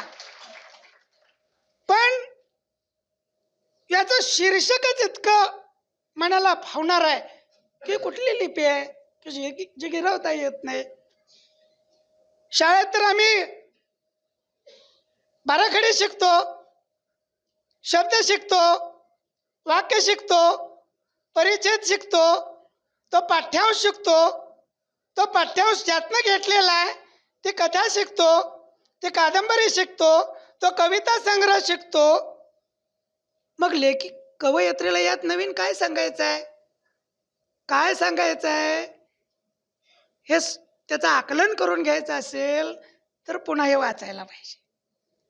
कारण पुस्तक, आमचे एक शिक्षक असं सांगायचे की बाळांनो, तुमच्या घरात, तुमच्या गावात देवघर नसलं तरी चालेल, देवालय नसलं तरी चालेल, पण तुमच्या गावात एक वाचनालय पाहिजे आणि तुमच्या घरात एक पुस्तकालय पाहिजे.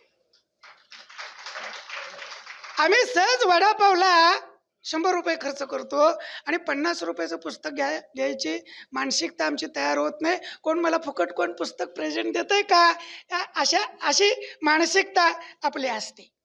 ही प्रॉपर्टी आहे, ही कवी लेखकाची प्रॉपर्टी आहे. यासाठी त्यानं साधना केलेली आहे, यासाठी त्यानं वेळ आपला खर्ची घातलेला आहे, यासाठी त्यानं आपल्या बुद्धीला ताण दिलेला आहे.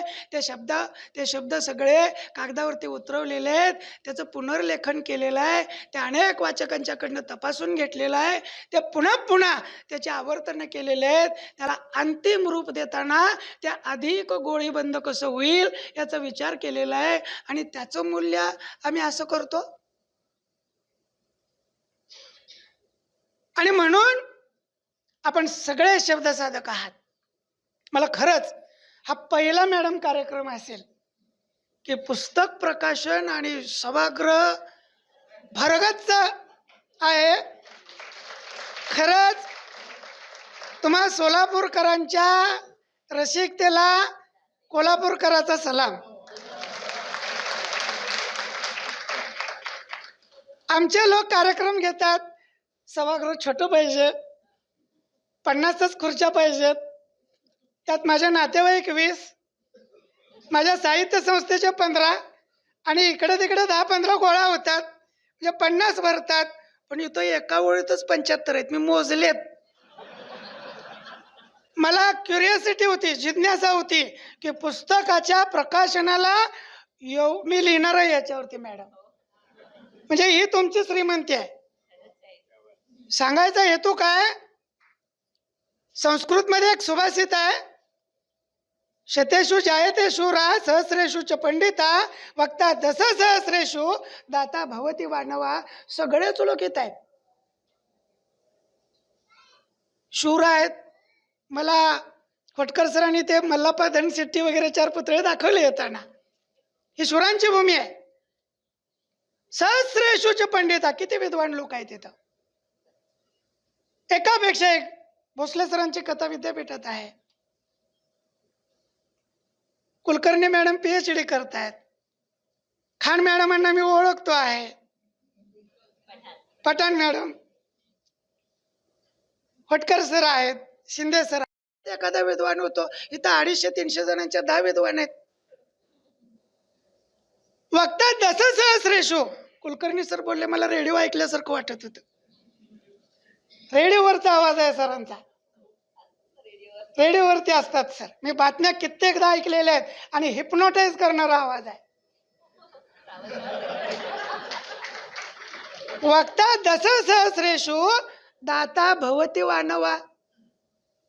निवेदकांनी सांगितलं की मॅडमांना कुठलंही आवाहन करा, पाटील सरांना कुठलंही आवाहन करा, कुठल्याही मुलीला दत्तक घ्यायला लावा, त्यांच्या भौतिक गरजा काय आहेत त्या सांगा. दानशूर माणूस होतो किंवा होतही नाही, इथंच 2 आहेत. म्हणजे सर्वांग सुंदर असा प्रकाशनाचा देखणा कार्यक्रम आज या ठिकाणी या कार्यक्रमाचा एक भाग होता आलं, म्हणून मी माझं महत्भाग्य समजतो आणि मला ऐकून घेतलं त्याबद्दल आपणास धन्यवाद देतो. जय हिंद, जय महाराष्ट्र. धन्यवाद सर. मंडळी, मनाचा गाभारा सुंदर विचारांनी भरलेला असला की शब्दातून संस्काराचा सुगंध हा दरवळतोच. आणि म्हणून श्रीकांत पाटील सरांचं भाषण ऐकताना हा संस्काराचा सुगंध नक्कीच या सभागृहामध्ये दरवळलेला आहे. भरगच्च भरलेलं सभागृह याचा उल्लेख आपण आवर्जून या ठिकाणी केला. खरं तर ही प्रेमाची पोचपावती आहे. डॉक्टर स्मिता पाटील आणि डॉक्टर प्रमोद पाटील यांच्यावरच्या या प्रेमाची ही पोचपावती आहे. मंडळी, आपण उल्लेख असा केला वंशाचा दिवा, हा उल्लेख आपण या ठिकाणी केला. मुलगा जर वंशाचा दिवा तर मुलगी मंदिराच्या गाभाऱ्यातील पणती आहे. तिला गरज आहे तुमच्या संरक्षक हाताची, मायेच्या प्रेमळ स्पर्शाची. मग ती बहरेल, फुलेल आणि चमकेल सुद्धा. या कादंबरीची नायिका आहे गौरा आणि आपल्या सर्वांना गौराबद्दलची उत्सुकता असेल, पण ती उत्सुकता तुमची आजच या ठिकाणी संपेल, कारण आज या प्रकाशनाच्या निमित्तानं 100 रुपयामध्ये सवलतीमध्ये हे पुस्तक आपल्या सर्वांसाठी उपलब्ध आहे. आणि या पुस्तकाचं प्रकाशन कुणी केलं हे जर आपण पाहिलं तर आपल्या सर्वांना सुद्धा अभिमान वाटेल की महाराष्ट्रामधल्या नामवंत साहित्यिकांची पुस्तकं ज्यांनी प्रकाशित केलेली आहेत, दिलीपराज प्रकाशन, शनिवार पेठ, पुणे यांनी हे पुस्तक प्रकाशित केलेलं आहे. आणि हा आपल्यासाठी गौरवाचा आणि अभिमानाचा क्षण आहे. एकदा दिलीपराज प्रकाशनासाठी सुद्धा आपण या ठिकाणी आपल्या या साहित्यिकाला संधी दिली त्याबद्दल त्यांचं सुद्धा या ठिकाणी आपण कौतुक करूया. गौराबद्दल मला एक 2 ओळी आठवतात की गौरा संघर्ष करत कशी यशस्वी होती तिची ही यशोगाथा आहे. एक शायर ने बहुत खूब कहा है कि पंख ही काफ़ी नहीं है आसमान के लिए, पंख ही काफ़ी नहीं है आसमान के लिए, हौसला भी चाहिए ऊंची उड़ान के लिए, हौसला भी चाहिए ऊंची उड़ान के लिए. आणि हा हौसला, हा उत्साह, हा तुम्ही आम्ही अशा गौरासारख्या असणाऱ्या समाजातल्या मुलींना या ठिकाणी द्यायचा आहे. यानंतर मी या कार्यक्रमाच्या निमित्तानं ज्यांच्या शुभ हस्ते ज्येष्ठ साहित्यिक सन्माननीय श्री एकनाथजी आव्हाड सर यांना मी विनंती करतोय की या प्रकाशनाच्या निमित्तानं आपणही आपलं मनोगत या ठिकाणी व्यक्त करावं. साहित्य अकादमी पुरस्कार विजेते ज्येष्ठ बाल साहित्यिक सन्माननीय एकनाथजी आव्हाड. धन्यवाद सर. मंडळी सर्वांना सर्वप्रथम मनपूर्वक नमस्कार करतो. आजच्या डॉक्टर स्मिताताई पाटील लिखित मातीला पंख फुटताना आणि नाही गिरवता येत कुठलीच लिपी या कविता संग्रहाच्या दुसऱ्या आवृत्तीच्या प्रकाशन प्रसंगी आपण सगळे इथे एकत्रित आलेलो आहोत. आणि हा प्रकाशन सोहळा एक कौटुंबिक सोहळा होऊन गेलेला आहे की जो हृदय सोहळा आपण म्हणता येईल असा सोहळा संपन्न होतो. मी म्हणतो अजून लोक येतील आणि ते खुर्च्या वाढत जातील आणि त्याच्यानंतर मग आणखी कुठे बसतील लोक, हा प्रश्न मला पडला की आता म्हटलं ह्या व्यासपीठावर सुद्धा एक भारतीय बैठक होईल की काय. तर किती मोठी आनंदाची गोष्ट आहे. मुंबईला अनेक प्रकाशन सोहळ्याला मी जातो, 25 माणसं जमवणं सुद्धा कठीण होऊन जातं. पण डॉक्टर स्मिता पाटील आणि त्यांचे पती डॉक्टर प्रमोद पाटील आणि त्यांच्या कुटुंबियांचा हा स्नेहपरिवार इतका मोठा आहे की ही खरी श्रीमंती आहे. मला हे सगळं वातावरण पाहिलं आणि ह्या प्रसंगी व्यासपीठावर किती माझे परममित्र श्रीकांत पाटील सर आहे, ज्यांनी आम्ही बालभारतीची एक पाठ्यपुस्तकांची मालिका एकत्रितपणे संपादित केली. ते आमचे पद्माकर कुलकर्णी सर आहे, या कार्यक्रमाचे अध्यक्ष, ज्यांना अनेक वर्ष मी त्यांच्या कामाबद्दल ऐकून होतो. त्यांना आज भेटण्याचा या निमित्ताने योग आला. मनोरमा परिवाराचे सर्वेसर्वा श्रीकांत मोरे सर आहेत. शिवाय दोघं पती पत्नी आहेत आणि त्यांच्या 2 मुली. मला वाटतं ह्या मुली आहेत ना मॅडम तुमच्या, की आलेल्या लोकांचं इतकं हृदय अगदी अगत्यपूर्ण स्वागत करतायत. आणि विशेष म्हणजे किती स्मिताताई भाग्यवान आहे की आई आहे, सासूबाई आहेत. जरा एकदा त्या सगळ्या परिवारांसाठी आपण जोरदार टाळ्या वाजूया. जशी व्यासपीठावर दिग्गज मंडळी आहेत तशी व्यासपीठासमोर दिग्गज मंडळी आहेत. कितीतरी आमचे भोसले सर आहेत, शिंदे सर आहेत, अर्जुन वटकर सर आहेत. किती जणांची नावं घ्यावी. आमच्या मीरा शेंडगे मॅडम आहेत की ज्यांनी माझी सगळी बालकवितांची पुस्तकं मागवली. आणि सर मला तुमच्या या पुस्तकांवर एक छानसा महाराष्ट्रभर आपण ज्याचा असा कार्यक्रम करता येईल असा एक कार्यक्रम करायचा आहे. अशी सगळी मंडळी जी साहित्याची सेवा करणारी आहेत, साहित्यात रममाण होणारी आहेत आणि साहित्याच्या माध्यमातून समाजापर्यंत पोहोचणारी आहेत. मला कवी अनिलांच्या कवितांच्या ओळी आठवतात की माझे सखेनी सोबती कोणी येथे कोणी तेथे अशी अवस्था झालेली आहे. हे सगळं वातावरण ना इतकं भारवल्यासारखं आहे ना. मला एक छोटासा प्रसंग सांगायचा आहे. याच्यामध्ये खूप शाळेचे प्रसंग आलेले आहेत. मातीला पंख फुटताना याच्यामध्ये तर एक शाळेचाच प्रसंगाने मी सुरुवात करतो संवादाला की एक 10वीचा वर्ग असतो आणि बोर्डाचं प्रवेशपत्र ते शिक्षक मुलांना वाटत असतात. कारण 8 दिवसावर बोर्डाची परीक्षा आलेली असते आणि मुलांना ते प्रवेशपत्र मिळून सुट्टी मिळणारी असते परीक्षेसाठी. आणि ती मुलं 8 दिवसानंतर परीक्षेला सामील होणार असतात. आणि अशा वेळी प्रवेशपत्र वाटल्यानंतर गौरा नावाची एक मुलगी दारात उभी असते, कुणाचंच लक्ष नसतं. आणि सर म्हणतात मुलांनो मला तुमची एक परीक्षा घ्यायची आहे रे. आता परीक्षा म्हटल्यावर अनेक मुलं जरा अचानक परीक्षा, आता तर फक्त बोर्डाची परीक्षा आहे असं त्यांच्या मनात आलं. आता सर कोणती परीक्षा घेतील अशी उत्सुकता त्यांच्या मनात निर्माण झाली. आणि सरांनी एक नकाशा गुंडाळलेला उलगडून दाखवला. तर मित्रांनो तो भारत देशाचा नकाशा होता. मुलांना वाटलं या नकाशावर परीक्षा. म्हणजे एखादं राज्य विचारतील, एखादी राज्याची राजधानी विचारतील. सरांनी ताट नकाशा मुलांसमोर धरला. तेवढ्यात ती गौरा दारातून म्हणाली, सर सर वर्गात येऊ. सरांनी गौराला बसून घेतलं. पुन्हा परीक्षेचं आवाहन केलं. मित्रांनो, कोणती परीक्षा घेतली असेल तर सरांनी त्या नकाशाचे तुकडे केले आणि म्हणाले, गटागटाने या आणि हा देशाचा नकाशा मला जोडून दाखवा. हुशार मुलांचा गट पुढे सरसावला. ते नकाशाचे तुकडे घेतले, तो नकाशा जोडण्याचा प्रयत्न केला, पण त्या हुशार मुलांना देशाचा नकाशा तंतोतंत जोडता येईना. दुसरा गट आला, त्यांनाही नकाशा जोडता आला नाही.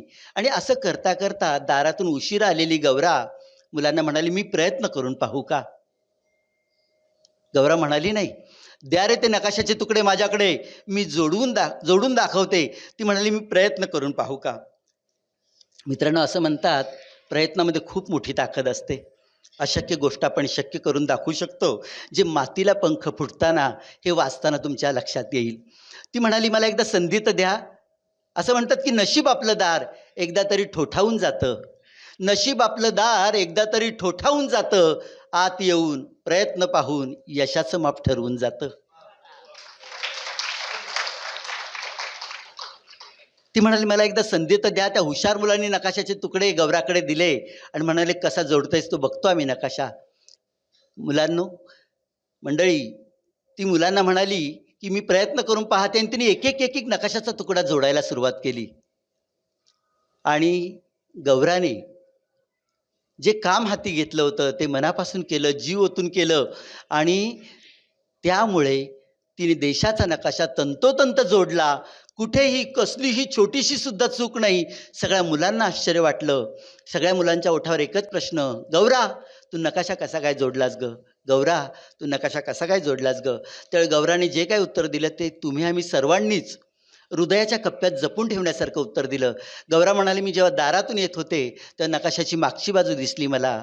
नकाशाच्या मागच्या बाजूवर एक माणसाचं चित्र होतं. मी काय केलं, नकाशाच्या मागच्या बाजूचा माणूस जोडला, देश आपोआप जोडला गेला. माणूस जोडला, देश आपोआप जोडला गेला. मला वाटतं स्मिताताईंचं मातीला पंख फुटताना हे पुस्तक माणूस जोडण्याचं अतिशय सुंदर काम करणार आहे. आणि मला वाटतं ह्या माणूस जोडण्याच्या कामात आपण बघा, या पुस्तकाच्या माध्यमातून किती जण एकत्र आलेलो आहोत. हे पुस्तक जेव्हा अनेक मुलींपर्यंत पोहोचेल, ज्या 13 ते 19 वर्षाच्या वयातल्या आहेत, ज्या लग्नाच्या उंबरठ्यावर आपण त्यांच्या कुटुंबातले लोक प्रयत्न करतायत, त्या मुलींना शिकायचं आहे, पण शिक्षणात अनेक अडचणी आहेत. अशा मुली जिद्दीने कशा उभ्या राहतील असं प्रेरणा देणारं हे पुस्तक आहे. हे पुस्तक जेव्हा मी वाचलं, या पुस्तकातल्या अनेक वैशिष्ट्य मला जाणवली. एक म्हणजे बोलीभाषेचा गोडवा अतिशय रसाळ आहे, जो आमच्या मित्र कुलकर्णी सरांनी सुद्धा उलगडून दाखवला. अरे इतक्या बोलीभाषेतल्या म्हणी आहे. मी म्हटलं किती म्हणी असतील, म्हणून ना मी त्याची यादी करायला घेतली. बघा, अंगी नाही करणी आणि मला म्हणा तरणी, देव आला द्यायला आणि पदर नाही घ्यायला, साप म्हणू नये धाकला आणि नवरा म्हणू नये आपला, शिकलेली आई घराला पुढे नेई. अशा म्हणी, चांगली सुवचनं यांनी हे पुस्तक 122 पानांचं झालेलं आहे. मला वाटतं म्हणींचा अर्थच असा आहे की बरंच काही सांगायचं ते एका ओळीतून आपल्याला सांगता येतं. त्यामुळे हे 220 पानांचं पुस्तक 122 पानांमध्ये त्यांनी व्यापलेलं आहे. म्हणजे कुठेही फापट पसारा नाही. जे काही मला सांगायचं ते 2 ओळींमधून त्यांनी सांगण्याचा प्रयत्न केलेला आहे. इतकं रसाळ आणि तितकंच हृदयाला हात घालणारं हे पुस्तक आहे. तुम्ही हे पुस्तक जेव्हा वाचायला जाताना ती गौरा तुमच्याशी संवाद साधते, हितगुज करते. आणि ते हितगुज इतकं हृदय आहे, इतकं विलोभनीय आहे. ते हळूहळू कथेची जशी या पुस्तकाची पानं आपण पलटत जातो, तसतसे ती गौरा आपल्या हृदयापर्यंत येऊन पोहोचते. ते वातावरण चलचित्रासारखं आपल्या दृष्टीसमोर फिरत राहतं, जसं काय आपण एखादा सिनेमा पाहतोय आणि ते सगळ्या घटना घडत जात आहेत, पुढे सरकतायत. इतकी ताकद या कुमार कादंबरीमध्ये आहे. ही एक प्रकारची कुमार कादंबरी आहे. कुमारांना प्रेरणा देणारी कादंबरी आहे. मी तर म्हणतो अशी कादंबरी प्रत्येक शाळेत, प्रत्येक कुटुंबात असली पाहिजे. मी तर तुम्हाला म्हणेल, जाताना जसं आपण महिन्याचं बिल करतो की किराणा मालाचे एवढे पैसे, लाईटचं बिल महिन्याचं एवढं, असे जसे आपण पैसे वेगळे काढतो ना, तसे पुस्तकांसाठी, अशा पुस्तकांसाठी सुद्धा पैसे वेगळे काढा. आणि मला वाटतं जाताना प्रत्येकाच्या हातात हे पुस्तक दिसू द्या, की जे वाढदिवसाला तुम्ही तुमच्या कुणा मुलांना मुलींना भेट द्याल. आणि ही पद्धत आपण सुरू करूया की पुस्तकं देण्याची पद्धत. आणि मातीला पंख फुटताना याच्यामधलं आणखी एक वैशिष्ट्य सांगायचं झालं तर मला पाटील सर, कादंबरीची आपण काय वैशिष्ट्य म्हणता येईल? तर मला 4 वैशिष्ट्य मी जेव्हा अनेक कादंबऱ्या वाचतो तेव्हा जाणवतात. एक म्हणजे त्याचं कथानक काय आहे, कथानक काय आहे. दुसरं आहे त्यातलं व्यक्तिचित्रणं.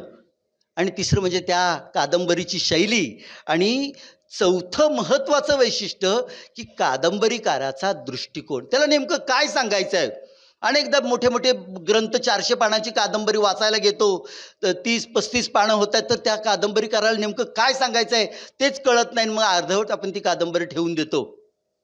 पण ही कादंबरीची पानं आपण पुढे पुढे पुढे पुढे वाचत जातो आणि उत्कंठ आपली वाढत जाते. आणि शेवटला जेव्हा येतो, जेव्हा ती गौरा उंदीर मारण्याचं औषध आपल्या कंपासमध्ये ठेवते, तेव्हा आपलाही काळजाचा ठोका चुकतो. काय होईल, शेवट कसा होईल. मला सुद्धा एकदम ते वाचताना ती गौरा जेव्हा पत्र लिहिते सगळ्या घरातल्यांसाठी की माफी मागते की मी जीव देणार आहे, पण जेव्हा त्याचा शेवट कलाटणी देतो आणि सकारात्मकतेकडे जातो तेव्हा हायसं वाटतं. एकदम हृदयाचा ठाव घेणारी कादंबरी आहे. आणि या कादंबरीतला एक भाग मात्र मला तुम्हाला सगळ्यांना वाचून दाखवायचा आहे. काय असते कादंबरी, कादंबरीची भाषा काय असते, कादंबरीचा जिव्हाळा काय असतो. मला वाटतं ताईंनी ही कादंबरी लिहिताना अशी कुठेतरी एखाद्या बंद खोलीत, एसीच्या खोलीत असं बसून हे कागद लिहिलेले नाही आहेत. त्यांनी तो प्रत्यक्ष अनुभव घेतलेला आहे. अनेक त्यांचा तो व्यवसाय आहे जो वैद्यकीय व्यवसाय, या माध्यमातून त्या अनेक शाळांच्या मुलींपर्यंत पोचतात.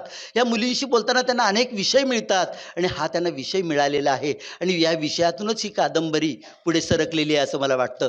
आणि ज्यावेळी असं काहीतरी अस्सल बीज तुम्हाला लेखनासाठी मिळतं त्यावेळी ती कादंबरीसुद्धा तेवढी ताकदीची होऊन जाते.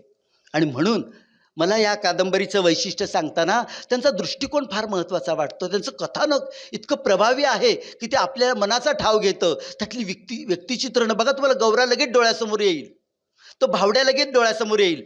त्या घरातली आजी जो दुजाभाव करते मुलामुलींमध्ये, की जी भावड्याला ती ग्लासभर दूध देते आणि गौऱ्याला कपभर दूध देते, याच्यातूनच आपल्याला लक्षात येतं की कसा दुजाभाव चाललेला आहे, कसं मुलींना वेगळी वागणूक दिली जाते. तर ही सगळं अगदी सूक्ष्मपणे त्यांनी टिपलेलं आहे. आणि यातला एक भाग तुम्हाला वाचायचं की त्या गौराला कोकणात सहलीला जायचं आहे, तिला आणि तिच्या मैत्रिणीला लक्ष्मीला.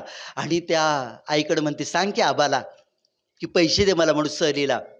आबासुद्धा म्हणतो, जाऊ दे मुलीला, आता कांद्याच्या विक्री होणारच आहे, यार्डात मी कांदे घेऊन जातोय, चांगला भाव मिळेल आणि ते पैसे आले की तिला मी लगेच पेठेत नेतो, कपडे घेतो आणि सहलीचे पैसेसुद्धा देतो. आणि त्यावेळी काय घडतं ते तुम्हाला मला वाचून दाखवायचं आहे. म्हणजे काय नेमकं घडलेलं आहे. हमीभाव बिमीभाव मला काय बी कळलं नाही. ही गौरा तुमच्याशी बोलते बरं का. हमीभाव बिमीभाव मला काय बी कळलं नाही, पण कांद्याचं लय थोडं पैसे झालं हे मात्र समजलं. आपण सहलीला जायचं नाही हे मी ठरवून टाकलं. आबाने टेम्पोवाल्याला वाटायला लावलं आणि आबा मला आणि भावड्याला म्हणालं, चल गौरे तुला कापडं घेऊ, नव्या पेठीत जाऊ. नको आबा, नको जायला नव्या पेठेत, मी नाही जाणार सहलीला. अगं तेवढ्यासाठी तर आलीस ना एवढा हाट करून, आता नको का म्हणती. आबा, गौरी कांद्याचा घोटाळा बघून नाही म्हणती या. भावड्या लगेच म्हणाला, तसं नाही आबा, मला गाडी लागते, घाटातला रस्ता आहे, तिकडं थंडी बी जादा आहे, म्हणून मला नको वाटतंय सहलीला जायला. वय वय खोटं बोलते ही आबा, भावड्याने मधीच सुरवडला. अगं जा पोरे तू सहलीला, नको विचार करू, मी घेईन कुणाकडनं तरी उसनं पैसं. आबा लय चल म्हटलं पण मी नाही ऐकलं. आम्ही स्टँडवर आलो, एसटीत बसून परत गावाकडे निघालो. मी आणि आबा शेजारी बसलो होतो, पलीकडच्या बाकड्यावर भावड्या बसला होता. भावड्याने पुढच्या सीटच्या बारला डोकं ठेवून ताणून दिली. आबा उदास होऊन बसलं होतं. त्यांचा पडलेला चेहरा बघू वाटत नव्हता. मला न कळलं असं आबांनी शर्टाच्या बाईनं डोळं पुसलं. मी बी खिडकीतनं बाहेर बघत डोळ्यातलं टिपं गाळत होते. घरी आल्यावर आबाने आईला समजा सांगितलं. आई म्हणाली, गौरे का ग गेली नाहीस नव्या पेठेत, आणायचीस की कापडं, तुझी तू जा सहलीला, आमचं 12 महिने 18 काळ असंच चालायचं. नको आहे, मला नाही जायचं सहलीला. अगं आबा करतील काहीतरी पैशाचं, तू जा पोरे तू. नाही आहे, मला जायचंच नाही. गौरे, तू ठरवलं की कुणाचं काय बी ऐकत नाहीस. चल आता जेवायला, मी वाढती समद्यांना. त्या दिवशी सगळ्यांची जेवणं खावणं गपचीप उरकली. समद्या घरात उदासी पसरली होती. म्हणजे ती पोरगी केवढी समजूतदार होती. विचार करा की आपल्या वडिलांना कांद्याचा चांगला भाव मिळाला नाही आणि आता आपण तिला सहलीला जायचं होतं.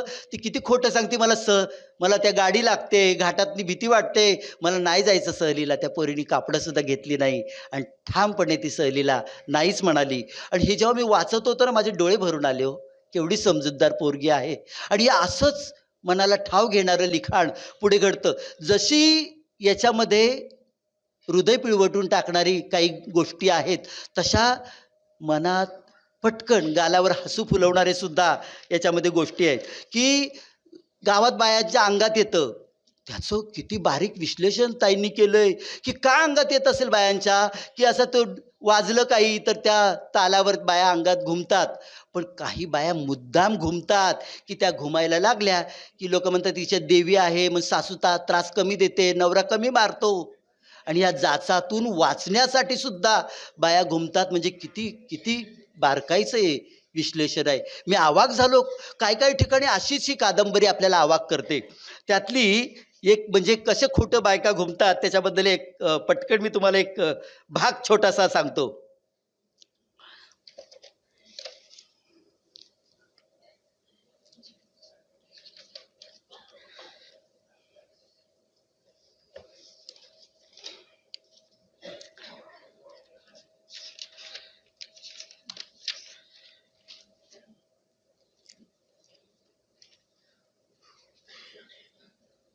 तर आता पटकन तो सापडत नाही, पण मस्त तुम्ही वाचा सगळी. मी या कादंबरीतला काही भाग इतका म्हणजे विनोदसुद्धा इतके छान मार्मिकपणे पेरलेले आहेत ना, ते वाचताना आपल्या गालावर हसू फुलतं आणि काही ठिकाणी हृदय पुलवटून टाकतं. आणि अशा पद्धतीने ही कादंबरी पुढे पुढे पुढे पुढे जात राहते. याच्यात शिक्षणाचं महत्त्व तर सांगितलेलं आहेच, मुली वयात येताना त्यांना येणाऱ्या अडचणी सांगितलेल्या आहेत, आणि शाळेचं वातावरण, घरचं वातावरण हे इतकं बेमालूमपणे एकरूप झालेलं आहे की कधी आपण शाळेत पोचतोय आणि कधी शाळेतून वाटेने चालत चालत त्या गौरासोबत घरी येतोय आणि आपल्याला घरातल्या कहाणी घडताना आपण पाहतोय.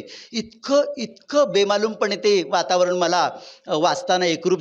वैशिष्ट्य सांगायचं झालं तर मगाशी मी सांगितलं की किती भाषेचा गोडवा यांनी जपलेला आहे. हे वाचताना ती भाषा इतकी गोड वाटते की आपण पुढे पुढे वाचत जातो आणि आपल्या शब्दसंपत्तीमध्ये सुद्धा नकळत वाढ होत जाते. तर अशा पद्धतीने हे सगळं शिक्षणाचं महत्त्व सांगणारी ही कादंबरी आपण कुमार कादंबरी म्हणूया. आणि हे सगळं वाचताना मला एक छोटीशी कविता सुचलेली आहे. त्याच्यामध्ये ती गौरा म्हणते, मी आहे काही झालं तर मी शाळा बुडवणार नाही, काहीही झालं तर मी शाळेत जाणार. आणि म्हणून ती गौरा म्हणते, आय मी रोज शाळेत जाईन, शाळा शिकीन, बुकं वाचीन, चारा पाणी करून जनावरांचा, घरचं काम बी करीन, पण मी रोज शाळेत जाईन. ती मुलगी पुढं म्हणते, पोटासाठी वनवन तुझी ठाव आहे मला, पोटासाठी तुझी वनवन ठाव आहे मला, एका घोटासाठी बी आराम नाही मिळत तुला, पण तू घरची नग काळजी करू, मी समद पाईन, पण मी रोज शाळेत जाईन. ती पुढे म्हणते, गुरुजी जाऊ म्हणलं तुला चांगलं डोकं आहे, तेव्हापासून माझा जीव बघ हारकून गेलाय. गुरुजी जाऊ म्हटलं तुला चांगलं डोकं आहे, तेव्हापासून माझा जीव बघ हारकून गेलाय. दिसभर काम करून रातच्याला दिव्याखाली वाचीन, दिसभर काम करून रातच्याला दिव्याखाली वाचीन, पण मी रोज शाळेत जाईन. मी एक शिकले तर आपला भावड्या बी शिकल आणि शिक्षणाचं महत्त्व त्याच्या डोक्यात बी बसल. शाळेमुळंच हा विश्वास मी खरा करून दावीन, शाळेमुळंच हा विश्वास मी खरा करून दावीन, पण मी रोज शाळेत जाईन. ती पोरगी शेवटी जे म्हणते ना ते फार महत्त्वाचं आहे मला असं वाटतं. ती म्हणते, शाळा म्हणजे माणसाचा तिसरा डोळा आहे, शाळा म्हणजे माणसाचा तिसरा डोळा आहे, पण तुला खरं सांगू का, आपल्यासाठी भाकरीचा तो गोळा आहे. शाळा म्हणजे माणसाचा तिसरा डोळा आहे, पण तुला खरं सांगू का, आपल्यासाठी भाकरीचा तो गोळा आहे. थोडी कळ काढ, आपली सारी सपान पुरी होतील. थोडी कळ काढ आपली सारी सपान पुरी होतील. म्हणूनच आय मी रोज शाळेत जाईन, म्हणूनच आय मी रोज शाळेत जाईन, म्हणूनच आय मी रोज शाळेत जाईन. ही कादंबरी लिहिताना, ही सगळी वाचताना तुमच्यासुद्धा लक्षात येईल की त्या किती एकरूप झालेल्या आहेत या सगळ्या घटनांशी. आणि म्हणून त्या एकरूप असल्यामुळे ती एकरूपतेने ते आपल्यापर्यंत पोहोचते. मला दुर्गा भागवतांच्या आयुष्यातला एक छोटासा प्रसंग सांगावासा वाटतो या कादंबरीच्या निमित्ताने, की त्या एकदा स्वयंपाक करत असताना त्यांची मैत्रीण आली आणि त्या म्हणाल्या, अगं तू काहीच याच्यात मसाल्याचे पदार्थ वापरत नाही, याच्यात तेल जास्त वापरत नाही, ना शेंगदाणे ना खोबरं, तरी तुझं स्वयंपाक तुझी आमटी किती सुंदर होऊन जाते. लोकांना अगदी संपेपर्यंत पोट तृप्त होईपर्यंत लोक जेवतात. असं काय घालतेस त्यात, एवढं सगळं तुझं जेवण सुग्रास होऊन जातं. तर दुर्गा भागवत खूप छान बोलले आहेत. त्या म्हणाले, मी काय घालते याच्यात माहिती आहे का, मी माझं मन घालते. आणि आपल्या माणसासाठी हे सगळं करायचं असं मनात आलं की सगळा स्वयंपाक माझा छान होऊन जातो. मला वाटतं या मातीला पंख फुटताना यांचं मन याच्यामध्ये खऱ्या अर्थाने उतरवलेलं आहे. आणि म्हणूनच ही कुमार कादंबरी फक्त कुमारांसाठी न राहता आपल्या मोठ्यांच्याही मनाचा वेध घेते आणि आपल्या मनात आहे की हे कुठेतरी पोचवलं पाहिजे. मला खूप ही कादंबरी वाचताना जिथे जिथे मला शक्य आहे माझ्या कार्यक्रमातून ही कादंबरीबद्दल मी बोलणार असं मनाशी मी पक्क ठरवलं आहे. आणि मी याच्यातून स्मिताताईंना एक सांगेल की ही कादंबरीचं अभिवाचन करा तुम्ही.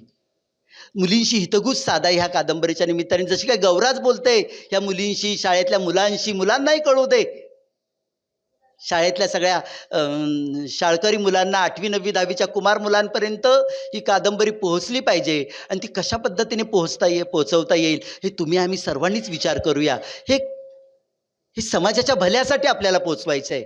हे समाजापर्यंत हे पोचलं पाहिजे की जेणेकरून अनेक मुलींना ही कादंबरी प्रेरणा देईल, शिक्षणाच्या वाटेवर आणेल. जो त्यांच्यापुढे जो अंधार आहे, दारिद्र्याचा आहे, अज्ञानाचा आहे, दुःखाचा आहे, संकटांचा आहे, त्याच्यातून ह्या मुली मार्ग काढतील ह्या कादंबरीची प्रेरणा घेऊन, असं मला वाटतं. आणि म्हणून मला असं वाटतं की बाबा बोरकरांचे फार छान ओळी आहेत. देखणे ते हात ज्यांना निर्मितीचे डोहाळे, देखणे ते हात ज्यांना निर्मितीचे डोहाळे, सुंदराने सजलेले मंगलाचे सोहळे. देखणे ते पाऊले जी ध्यास पंथे चालती, देखणी ती पाऊले जी ध्यास पंथे चालती, वाळवंटातून सुद्धा स्वस्ती पद्मे रेखिती, वाळवंटातून सुद्धा स्वस्ती पद्मे रेखिती. मला वाटतं बाबा बोरकरांच्या ह्या कवितेतलं देखणे पण तुम्हा सर्वांना लाभो. आणखी जाता जाता एवढंच म्हणेल की ही कादंबरी जाताना प्रत्येकाने सोबत घेऊन जा, कारण याच्यात त्यांनी जीव ओतलेला आहे. हो, एक जसा चित्रकार आहे त्याच्या चित्रांचं प्रदर्शन भरलेलं आहे आणि आम्ही ते प्रदर्शन पाहायला गेलो आहे. आणि प्रदर्शन पाहता पाहता एक गौरासारखी चुणचुणीत मुलगी त्या चित्रकाराला म्हणते, तुमची चित्र खूप आवडली काका, पण त्याहून काय अधिक आवडलं माहिती आहे का, त्या चित्रामधली रंगसंगती. तुम्ही कोणत्या रंगात असा कोणता रंग मिसळता काका की एक वेगळाच मनाला आकर्षित करून घेणारा रंग तयार होतो. तो चित्रकार त्या गौरासारख्या मुलीला म्हणतो, बाळा मी असं ठरवत नाही ग की अमुक रंगात तमुक रंग मिसळावा. मी कोणत्याही रंगात कोणताही रंग मिसळतो, पण त्या रंगात माझा अंतरंग मिसळतो. कारण कोणतंही चित्र हे बाह्य रंगामुळे कधीच सुंदर होत नाही. मंडळी, जसं स्मिताताईंनी ह्या पुस्तकात त्यांचा अंतरंग ओतलेला आहे, तसंच आपण सुद्धा हाती घेतलेल्या कामात आपला अंतरंग मिसळूया. आपलं कामसुद्धा या पुस्तकासारखं, इंद्रधनुष्यासारखं नक्की फुलून येईल. आणि ते फुलून यावं म्हणून मी तुम्हा सर्वांना मनापासून शुभेच्छा देतो आणि इथेच थांबतो. धन्यवाद. धन्यवाद सर. एका सुंदर विचारांच्या मैफिलीचा गोडवा आपण अनुभवतोय आणि आपली शांतता खूप काही सांगून जाते की त्यांनी बोलत राहावं आणि आपण ऐकत राहावं. मित्रांनो, उल्लेख केला सभागृहातल्या गर्दीचा. असं म्हणतात की माणसाचा समुद्रभोवती असणं हेच खरं धन आहे. मी पण सोडणं, माणूस जोडणं हेच खरं जगणं आहे, हेच खरं जगणं आहे. आणि म्हणून मला डॉक्टर प्रमोद पाटील आणि स्मिता पाटील यांच्याबद्दल 2 ओळी आठवतात. एक शायर ने बहुत खूब कहा है कि चरित्र को पवित्र करने का कोई इत्र नहीं मिलता, चरित्र को पवित्र करने का कोई इत्र नहीं मिलता, अपने किरदार से इंसान खुद महकता है, अपने किरदार से इंसान खूब महकता है. कुणाची तरी सावली होण्यासाठी झाडांनाही उन्हात उभं राहावं लागतं, कुणाची तरी सावली होण्यासाठी झाडांनाही उन्हात उभं राहावं लागतं. आणि असं उन्हात उभं राहणारं झाड म्हणजे डॉक्टर प्रमोद पाटील आणि डॉक्टर स्मिता पाटील आहेत असं म्हणायला हरकत नाही. मंडळी, कौतुक झालंच. कौतुक ही संजीवनी आहे आणि ती संजीवनी आपण सगळेजण नक्कीच या दोघांना देत राहू. आणि यानंतर आपण वळतोय आजच्या अध्यक्ष मनोगताकडे. मी आजच्या कार्यक्रमाचे अध्यक्ष सन्माननीय श्रीकांत मोरे साहेब यांना विनंती करतोय की आपण या ठिकाणी अध्यक्षीय मनोगत व्यक्त करावं. आदरणीय श्रीकांतजी मोरे साहेब.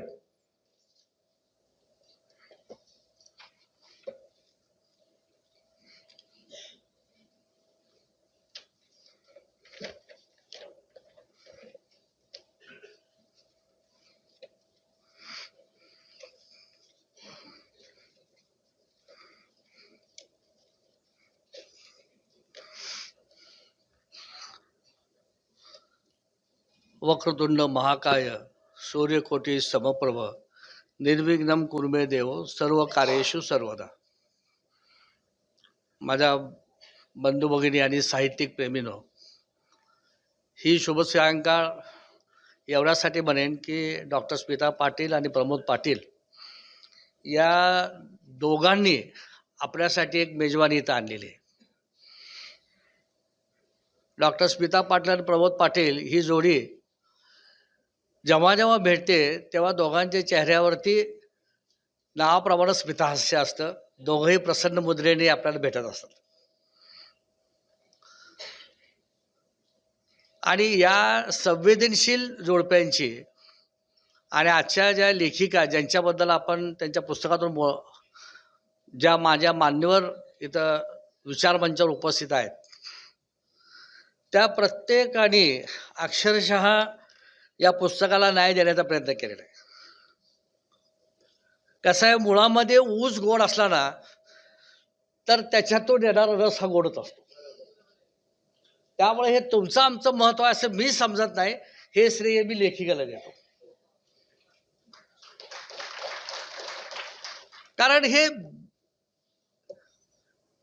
तुकोबाने आमच्या म्हटलेलं आहे, शुद्ध बीजापोटी फळे रसाळ गोमटी. इथं विचार शुद्ध आहेत, आचार शुद्ध आहेत.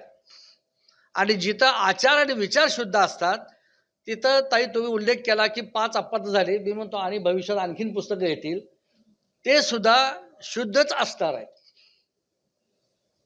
आणि हे खरं साहित्यिकाच्या जीवनामध्ये त्याला आनंद देणारे क्षण असतात. या कार्यक्रमासाठी आपण पाहतोय की सभागृहात बसलेले माझे सर्व बंधू भगिनी अत्यंत तन्मयतेने इथं म्हणजे ऐकतात का विचार बघण्यात मला माहीत नाही. कारण सायकोलॉजीमध्ये कसं असतं की कधी कधी फिजिकली आपण एका ठिकाणी असतो आणि मनामध्ये कदाचित स्त्रियांच्या घरात पण असतं की 7 वाजले, आता भाजीला काय करायचं, मिठाला काय करायचं असू शकतंय. परंतु मी असं समजतो की इथं जमलेले माझे रसिक बांधव आहेत, माझ्या रसिक भगिनी आहेत आणि सगळेजण अगदी मनापासून डॉक्टर स्मिता पाटील यांच्या मातीला पंख फुटताना या पुस्तकाला दाद देण्यासाठी उपस्थित आहेत. आमचे स्नेही पद्माकर कुलकर्णी मसापाच्या खास वतीने उपस्थित आहेत. माननीय एकनाथ आव्हाड आपण ऐकलं भरभरून. त्यांनी अतिशय पण सूत्र पकडून या पुस्तकाची मांडणी कशी आहे, पुस्तकाबद्दलचं आपलं मनोगत व्यक्त केलेलं आहे. डॉक्टर माननीय श्रीकांत पाटील, सगळे श्रीकांत जास्त झाले, मला वाटतं मॅडम काय केलं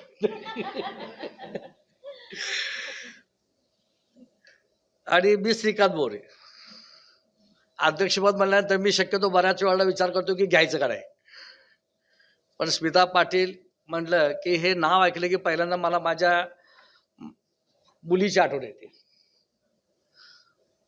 माझी भावाची सुद्धा मुलगी स्मिता औरंगाबादला असते, डॉक्टरेट आहे. अशीच निखळ स्मितहास्य नेहमी असणारी, प्रचंड अभ्यासू आणि कुठल्याही गोष्टीला न्याय देण्याची प्रवृत्ती ही आजकालच्या साहित्यिकामध्ये बऱ्याच वेळा कमी असते. पेशन्स लागतो आणि हा जो पेशन्स असतो तो पेशन्स त्यांच्याकडे आहे. आणि म्हणून मातीला पंख या फुटताना या कादंबरीबद्दल मी आत्ता मला उल्लेख केला की ऊस गोड असला की मग रस येतोच. कारण आधी पद्माकर कुलकर्णींनी त्याच्याबद्दल अतिशय व्यवस्थितपणे त्याची मांडणी केली, त्यांनी त्यांच्या पद्धतीने मांडणी केली. त्यांची ती स्टाईल आहे.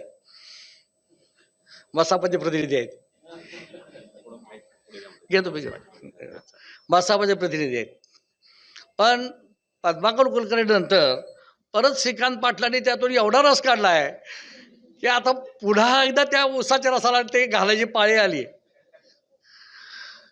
त्यानंतर मग आणखीन आव्हाडांनी त्यातून परत आणखीन रस काढलाय. आता चौथ्यांदा माझी पाळी की पुन्हा त्यातून रस काढायचा आहे. हरकत नाही, पण मी जसं उल्लेख केला तसं मुळात हे पुस्तक जे आहे हे वाचनीय आहे. एकदा मी वाचलं, मला अर्थ कळला की असं असं असं असं आहे. आपल्याकडे विनोबा भावे म्हणलेलं आहे की पूर्णस्य पूर्णआदाय, जे पूर्ण चित्र असतं ना ते एका वाचनामध्ये कधीच आपल्याला अवगत होतं. एक रसिक म्हणून एकदा, दोनदा, तीनदा, चारदा जेव्हा वाचतो मग त्यातले बारकावे कळायला लागतात. आम्ही MA इंग्लिश जेव्हा केलं, पहिल्यांदा जेव्हा एखादं पुस्तक अभ्यासाला यायचं, हातात घ्यायचं, वाचायचं, काहीच कळायचं नाही. दुसऱ्यांदा वाचल्यानंतर कुठंतरी एखादी ओळ लक्षात यायची.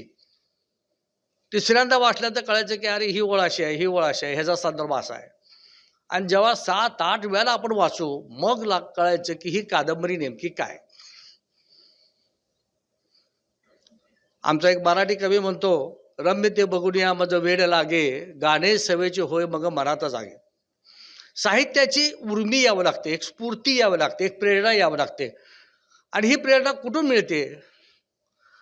तर ही प्रेरणा आम्हाला समाजातून मिळते. समाज आणि साहित्य याचं एक अचूक नातं आहे. साहित्याला समाजापासून वेगळं करता येत नाही. मुळात जे साहित्य समाजापासून वेगळं असतं ते साहित्यच नाही असं सुद्धा काहींनी म्हटलेलं आहे. पण अनेक प्रकार आजकाल आहेत, फॅन्टसीचे आहेत, वेगवेगळ्या पद्धतीचे साहित्य येतं आहे. पण तरीसुद्धा मराठी साहित्य जर आपण आढावा घेतला तर तसं खरं पाहायला गेलं तर ज्ञानेश्वरीच आम्हाला पहिल्यांदा आठवते. 1275 ज्ञानेश्वरांनी लिहिलेली. त्याच्या आधी ललितचा इतिहास पाखरून मराठीचा आधी 2000 सालापर्यंत आहे. शिलालेख असेल, भाषा असेल. परंतु भाषा मराठीचा जो गोडवा म्हणून ज्याला आपण म्हणू ती आमच्या ज्ञानेश्वरीपासून मला वाटतं रोहिणी मराठी साहित्यात असं म्हटलं तर वावगं ठरणार नाही. मी हा भाषेचा गोडवा का घेतला? कारण पंख मातीला फुटताना या पुस्तकातील प्रत्येक ओळ, प्रत्येक एक चॅप्टर ज्याला आपण म्हणू ती कविता येत आहे. ते साहित्य जरी असलं तर ती कविता आहे, कारण त्यांना सुचत गेलेली ती कविता आहे. गौरीचं ते आत्मकथन आहे. गौरीच्या अवतीभोवती फिरणारे 40 पात्र आहेत.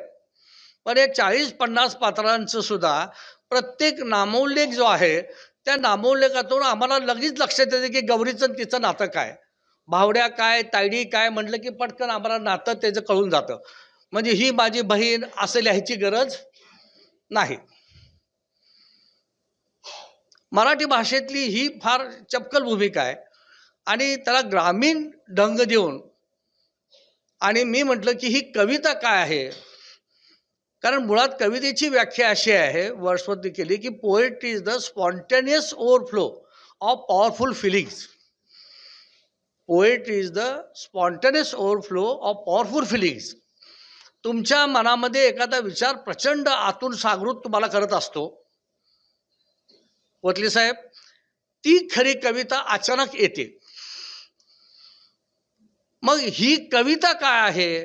कारण त्यांच्या गौरीबद्दलची जी भूमिका आहे, गौरी या पात्राबद्दलची त्यांची भूमिका आहे, ती भूमिका प्रत्येक पानामध्ये दिसून येते आपल्याला. हे संपूर्ण कथानक माझ्या रसिकांसाठी मी सांगू शकतो की गौरी या पात्राभोवती फिरत असताना मला आठवलं ते बालक पालक पिक्चर 2013 आला होता. मला वाटतं आमचे ऋत्विक देशमुख कलाकार, आपले हिंदी कला देशमुख बरोबर, तर दोघांनी ती पुस्तक अडोलसन्स, मुलांच्या संभ्रमावस्था कशी निर्माण होते आणि सेक्स एज्युकेशन बद्दलचा तो पिक्चर होता. त्या सहित आमनकरने काम केलं होतं. म्हणजे तरुण पण नाही, वयात आलेले मुलं आहेत, नेमकं त्यांचे व्यथा आणि अडचणी हा त्या अँगलचं पुस्तक होतं. पण हे स्त्रियांबद्दलची आपल्या देशातली जी परिस्थिती आहे त्याच्याबद्दल संपूर्ण सावित्रीबाई फुलेंपासून आपण जो इतिहास पाहतो की पहिली स्त्री शिक्षिका आणि त्या अनुषंगानं झालेले महाराष्ट्रातील असेल, देशभरातील असेल विचार, मग राजाराम मोहन रायपासूनची सतीबंदीचा कायदा त्याच्याबद्दलची सर्व माहिती जर आपण घेतली तर मग या पुस्तकाचं आपल्याला लक्षात येतं की ही लेखिका अत्यंत जिव्हाळ्यानं हा विषय हाताळते, अत्यंत प्रेमानं हा विषय हाताळते आणि हृदयातून हे शब्द आलेले आहेत म्हणून ही कविता आहे असं मी मानतो. हे शब्द हृदयातून आलेले आहेत. हे काही उगी बरोबर काहीतरी लिहायचं म्हणून आम्ही पण खूप लिहितो, पण नंतर लक्षात येतं की अरे हे बरोबर नाही, फाडून फेकून देतो. कारण साहित्य म्हणल्यानंतर जेव्हा तुम्ही साहित्याची व्याख्या बघता तेव्हा ते सहेतू असलं पाहिजे, त्यात काही ते हेतू असला पाहिजे. त्याच्यात काळजातून आलेले आहे, आईचे शब्द आहेत, आईचे बोल आहेत, भारतीय संस्कृती, स्त्रियांवर होणारे छोटे मोठे अत्याचार, या सगळ्या गोष्टीचा परामर्श आलाय, म्हणींचा उल्लेख केला गेला आणि लेखिकेनं त्याच्यामध्ये काही विनोद सुद्धा चांगले सांगितलेले आहेत. म्हणजे छोटे मोठे विनोदाच्या माध्यमातून या पुस्तकामध्ये एक मिश्रण आहे. आणि हे मिश्रण कसं आहे, म्हणी आहेत, महिलांचं बोलणं आहे, ते अगदी ग्रामीण ढंगामध्ये आणि आपण सर्वसामान्य घरामध्ये ऐकतो. पूर्वी मी लहान असताना जे ऐकत होतो ते वाचल्यानंतर मला लक्षात आलं की अरे हे तर आपण पण लहानपणी ऐकलेलं आहे. आजीचं बोलणं, मावशीचं बोलणं, बहिणींचं चोरून बोलणं आणि घरामध्ये अरे ती तिथं बसली आपण जरा मागं जाऊन बोलू आणि मग तरी आपल्याला कानावर पडेल असं बोलणं, परत ते वेगळं असतं, ते सासूचं बोलणं असतं. म्हणजे ह्या इतक्या बारकाईने गोष्टी सूक्ष्मपणे त्यांनी मांडलेल्या आहेत. हे सविस्तर मांडता आलं असतं, पण कदाचित मागा एकाने आमच्या आईने उल्लेख केला की कादंबरी फार मोठी होण्यापेक्षा नेमका हातोडा कुठं मारायचा आहे तिथं या लेखिकेला ते साध्य झालेलं आहे आणि म्हणून हे पुस्तक अभ्यासाला ठेवण्यासाठी योग्य आहे असं माझं एक साहित्यिक म्हणून मत आहे. या पुस्तकातले बारकावे मी इथं नमूद का करणार नाही, कारण पुस्तक सांगितलं आत्ताच कोणीतरी की इथं 100 रुपयाला आहे, बरोबर आहे ना, का स्वस्त आहे? आज 109चं 100 रुपयाला आज आहे.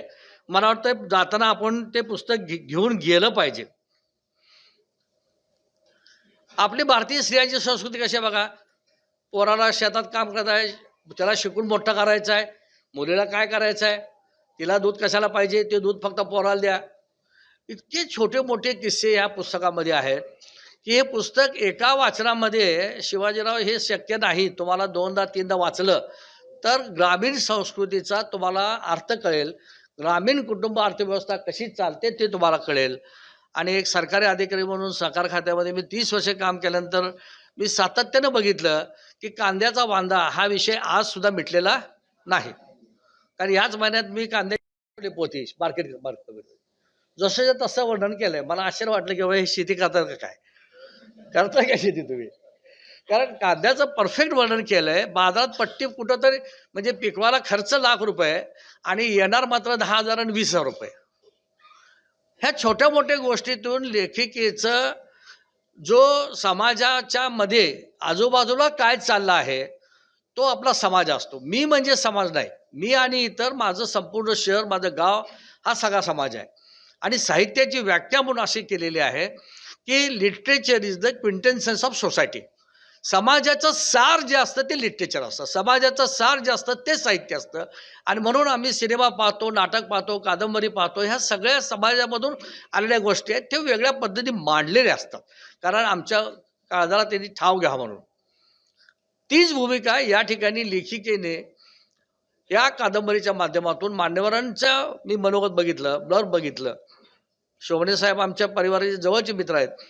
तर असं लक्षात येतं की लेखिकेमध्ये असलेली जी पोटेन्शियलिटी आहे, ज्याला आपण म्हणतो की त्या लेखिकेच्याकडं विचार करण्याची, भविष्याचा वेध घेण्याची जी ताकद आहे, तर ते लवकरच मराठी साहित्यामध्ये, मराठी साहित्याचं कवयित्री झाल्या, ललित लेखन झालं, आता कादंबरी झाली. कदाचित आणखीन मोठी कादंबरी त्यांच्याकडून भविष्यामध्ये सेवा घडल्याशिवाय राहणार नाही, कारण संवेदनशीलता त्यांच्याकडे आहे. साहित्यिकाकडं, कवयित्रीकडं संवेदनशीलता असल्याशिवाय साहित्य निर्मिती होत नाही. आम्हाला काहीतरी टोचतं आणि ते टोचल्यानंतर मग त्याची निर्मिती होते. मग कुणी अपमान करतं, कुणी धक्का देतं. सरोजिनी नायडूला ग्रामीण भागामध्ये जेव्हा ती शाळेत शिकवत होती तेव्हा शिक्षकांनी म्हटलं होतं की तुम्ही मराठी पोरे अशाच लई काय म्हणता, तुम्हाला भाषेचं ज्ञानच नाही. आणि नंतर त्यांनी महाराष्ट्रामध्ये नाही संपूर्ण देशामध्ये क्रांती घडवून आणली. दख्खनची नायटिंगेल ऑफ इंडिया असं म्हटलं जायचं. अमृता प्रीतमचा सुद्धा इतिहास असाच आहे. ज्ञानपीठ पारितोषिक विजेते आहेत, साहित्य अकादमी त्यांना पुरस्कार मिळालेत. प्रचंड मोठं नाव साहित्य क्षेत्रामध्ये जगामध्ये त्यांचं आहे.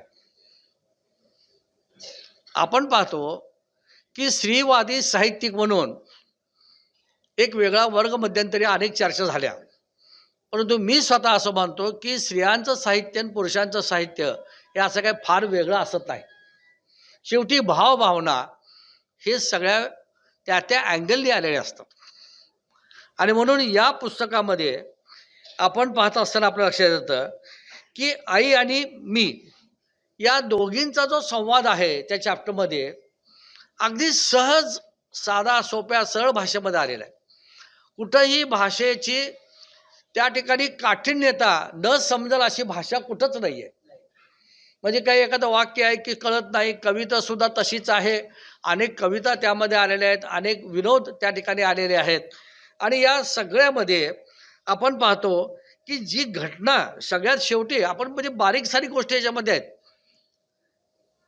आत्महत्याचा विचार आणि आत्महत्येतून परावृत्त होणं, हा जो प्रसंग आहे गौरीच्या जीवनातला, तो ठाव चुकवणार आहे तुमचा आमचा. तुम्ही म्हटलं की असं कसं काय? कारण मी बघतो की आपण दररोज पाहतोय. मागच्या 10-20 वर्षामध्ये मध्यंतरी या विषयावरती मी एका गणपती उत्सवात बोललो पण होतो की मुलगा आत्महत्या करतो पण त्या आईबापाचे काय हाल होतात. आमचे IAS ऑफिसर मंत्रालयातले मुलाने मदन उडी मारली मुंबईला. दररोज पाहतोय. काल एका 7वीतला मुलगा बंदूक घेऊन गोळ्या मारून घेतो. त्याला आत्महत्या म्हणणार नाही, कदाचित काही घटना असू शकेल, पण असे प्रचंड घटना घडत असतात. लेखिकेनं हा जो मनाचा किंवा हिंदीमध्ये म्हणतो कश्मकश म्हणलं की एकदम लोकांना लक्षात येतं. कधी कधी मराठीत योग्य हे होत नाही, पण मराठी भाषा सुद्धा तेवढीच समृद्ध आहे. परंतु हा जो मनातलं जे द्वंद्व आहे ते द्वंद्व या लेखिकेने अत्यंत सुंदर मांडलेलं आहे आणि शॉर्टकटमध्ये हे केलेलं आहे त्याला. आणि नंतर एक मात्र आहे की हे सगळं घडत असताना जे सावित्रीबाई फुलेंनी आम्ही खऱ्या अर्थानं या देशामध्ये क्रांती केली, तशा पद्धतीने या पुस्तकाच्या माध्यमातून, गौरीच्या माध्यमातून त्यांनी जो संदेश दिलाय तो स्पष्ट आहे की मला शिकू द्या, मला शिकू द्या. आणि शिकण्याची धडपड, शिकण्याची तन्मयता, शाळेत येणारे प्रसंग, शाळेत लक्ष्मीचं लग्न झाल्यानंतर जाताना टवाळक्यांचा होणारा त्रास अतिशय बारकाईने मांडलेला आहे त्याने. हे पुस्तक दिसायला छोटं आहे परंतु अर्थपूर्ण आहे. आम्ही म्हणतो एक तरी ओवी अनुभवावी, तसं या पुस्तकातून कुठलंही पान कसं जरी मधून तुम्ही बघितलं, प्रत्येक वेळेला मी संदर्भ घेत असताना वेगवेगळा संदर्भ मिळत गेला. ही साधी गोष्ट नाही आहे, हे साहित्यिकाला साधता आलं पाहिजे. आणि म्हणून या पुस्तकाचं जे साहित्यिक मूल्य आहे, हे साहित्यिक मूल्य माझ्या दृष्टिकोनातून स्मिताताई अतिशय उत्कृष्ट असं आहे. कारण हे साहित्यिक मूल्य का उत्कृष्ट आहे, हे पालकांना शिक्षण देणारं पुस्तक आहे, हे मुलांना शिक्षण देणारं पुस्तक आहे. आणि या पुस्तकाच्या माध्यमातून सोलापुरी साहित्य परंपरा सुद्धा आमची समृद्ध होणार आहे. सोलापूर जिल्हा असं म्हणतो, तुम्ही मोहोळच्या असला तरी सोलापूरला फार मोठी साहित्य परंपरा आहे. कवी कुंजविहारींच्या माध्यमातून असेल, आमचे डॉक्टर विमा कुलकर्णी असतील, फडकुले सर असतील, आमचे बखारकार रवी सरदेशमुख असतील, आणि आत्ताची जी पिढी सगळी बसली आहे या हॉलमध्ये, म्हणून मी हा उल्लेख केला. हे सगळे आमचे गोविंद काळे, पद्माकर कुलकर्णी पासून आता हे सगळे साहित्याचे 15 शाखा जिल्ह्यामध्ये आहेत. मारुती कटक 2 बसलेत. जे गेले आमचे तरुण साहित्यिक, आमचे सगळ्यात तरुण तेच आहेत ना आता. त्यामुळं अशा सोलापूरमध्ये फार मोठी साहित्य परंपरा या शहरामध्ये, जिल्ह्यामध्ये आहे. मग कवितेच्या माध्यमातून आहे, कादंबरीच्या माध्यमातून. पुजारी साहेब तुम्ही शांत बसला होता,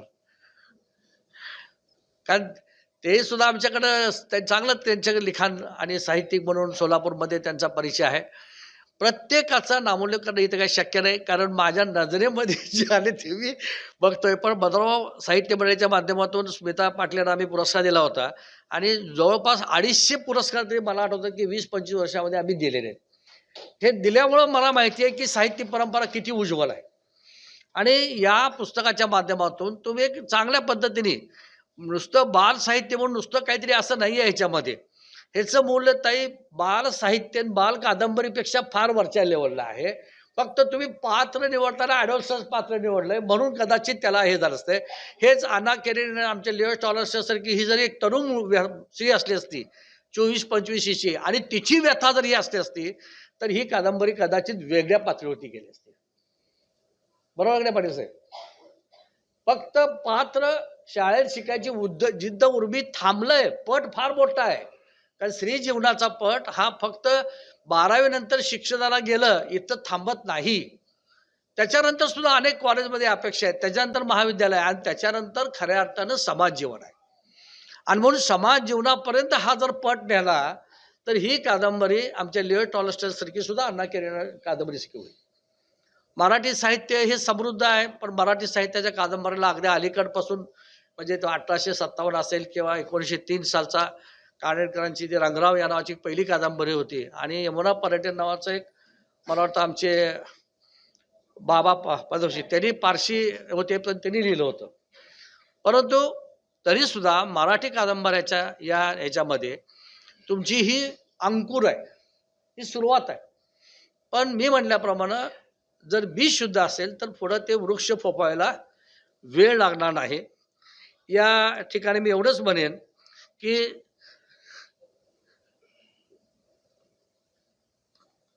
कवी पुष्पागृहाच्याच मनावर हे ओढ्यात बहुतेक आकाश पण हटत नाही. आकाश पण हटत नाही, माती पण मिटत नाही. आकाश पण हटत नाही, माती पण मिटत नाही. आकाश मातीच्या संघर्षात माझ्या जखमांचे देणे फिटत नाही. माझ्या जखमांचे देणे फिटत नाही. ह्या कादंबरीला बसणाऱ्या चपकल ओळी आहेत. ही गौरी माझी जी नायिका आहे हिचा हा संघर्ष आहे, इतका प्रचंड मोठा संघर्ष आहे. घरात संघर्ष आहे, शाळेत संघर्ष आहे, शाळेतून रस्त्यावर जाताना सुद्धा तिचा संघर्ष आहे. प्रत्येक ठिकाणी संघर्ष आहे. मैत्रिणीत लग्न झालं, शाळेत जाताना तिला मैत्रीण नाही, रस्त्यावर जे टवाळक्या करतात तिथं संघर्ष आहे. आणि आजीचं बोलणं हे बोलणं ते काय टिपिकल जरी आमच्या कौटुंबिक परिस्थितीचा भाग असला पण तो संघर्ष तिच्या मनात चालू आहे. तिला पटत नाही गंगूचं बोलणं, ती अनेक वेळेला म्हणून दाखवते की गंगूत त्याचा राग आला पण मी गप असते, कारण काय पर्यायच नाही, मुस्कटदाबी असते लहानपणी बऱ्याच वेळेला. तर अशा या आकाश मातीच्या संघर्षात माझ्या जखमांचे देणे फिटत नाही. मला वाटतं स्मिताताई ह्या पुस्तकाच्या माध्यमातून तुम्ही साहित्य विश्वामध्ये तुमचा एक नवीन मानदंड निर्माण केलेला आहे. मराठी साहित्याबद्दल, मराठी साहित्य, हिस्ट्री, इतिहास, अभ्यास याच्याबद्दल बोलायचं म्हटलं तर आपल्याला खूप वेळ म्हणजे लागेल.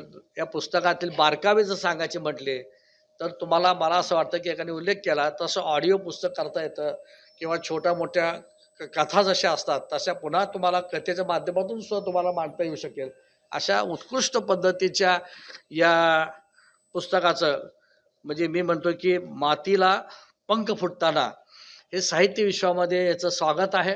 मनोरमा साहित्य मंडळी, महाराष्ट्र साहित्य विषय शाखा सोलापूर पश्चिमचा अध्यक्ष या नात्याने मला अतिशय आनंद झाला की साहित्याच्या कार्यक्रमाला अशा उत्कृष्ट पुस्तकाच्या या प्रकाशनाच्या प्रसंगी मला उपस्थित राहण्याचा योग आणला. तो योग तुम्ही दिला. कारण कसं आहे की शब्दांना धार दिल्याशिवाय ते शब्द काय उपयोगाचे नसतात आणि सातत्यानं त्याचा अभ्यास केला लागतो. नाहीतर तलवार कायम मॅन केली की ती गंजून जाते. म्हणून साहित्यिकाला लिहित बसावं लागतं. दिसा माझी काहीतरी लिहित जावे, शाने करून सोडावे सकळजन.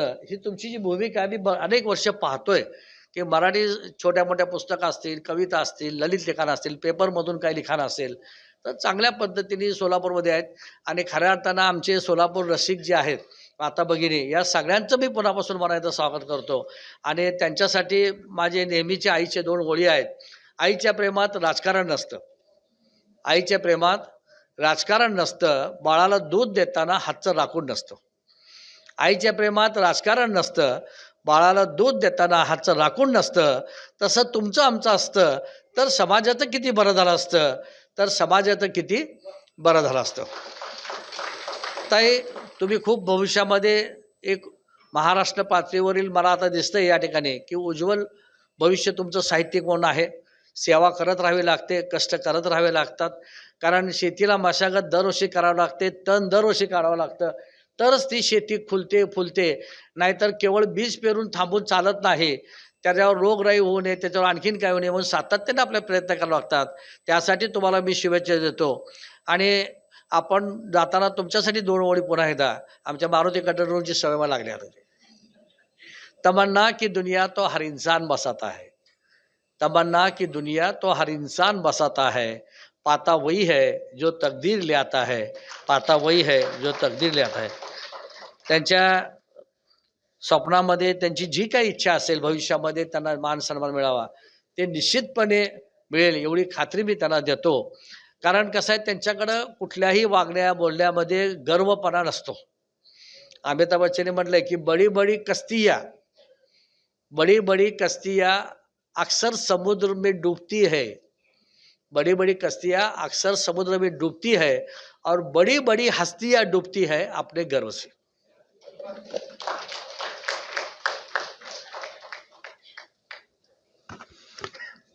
धन्यवाद साहेब. खूप सुंदर समीक्षा मातीला पंख फुटताना या कादंबरीची आपण केली.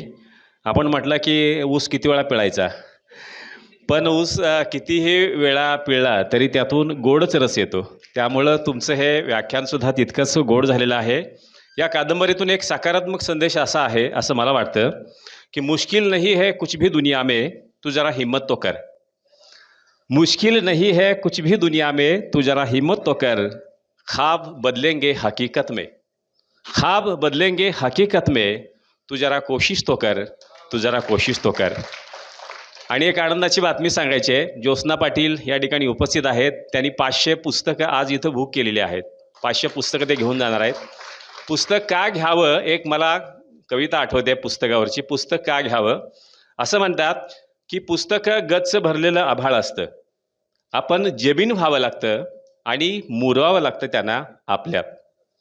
कधी कधी ती पक्षी होतात, कधी कधी ती पक्षी होतात, आपण उडायचं असतं त्यांच्या बरोबरीनं. कधी कधी ती झाडं होतात, कधी कधी ती झाडं होतात, आपण बसायचं असतं त्यांच्या सावलीला निवांत, आपण बसायचं असतं त्यांच्या सावलीला निवांत. ज्योत्स्ना पाटील, आपले मनपूर्वक आभार. आणि याच पद्धतीनं आज एक सुंदर अशी भेट, विचारधन तर आपण घेऊन जात आहे, विचारानं आपण श्रीमंत झालात, पण घरी जाताना एक पुस्तक घेऊन गेलात तर तुमच्या घरातला मुलगा किंवा मुलगी नक्कीच बघेल आज की काय आणलं आहे आज असं नवीन, आणि नक्कीच ते आपण घेऊन जाल अशी अपेक्षा करतो. आणि शेवटच्या गोड आभाराच्या कार्यक्रमाच्या आधी आपल्या सर्वांना आव्हान आहे की आपल्या सर्वांसाठी पाटील परिवाराच्या वतीनं अल्पोपहार आणि चहाची व्यवस्था केलेली आहे. जसा हा कार्यक्रम आपण गोड केला तसा आपण गोड अल्पोपहार आणि चहासुद्धा घेऊन हा कार्यक्रम आणखीन गोड करावा. यानंतर आभार प्रदर्शनासाठी मी या ठिकाणी आमंत्रित करतोय डॉक्टर प्रमोद पाटील यांना. त्यांनी आजच्या कार्यक्रमाचे आभार व्यक्त करावेत.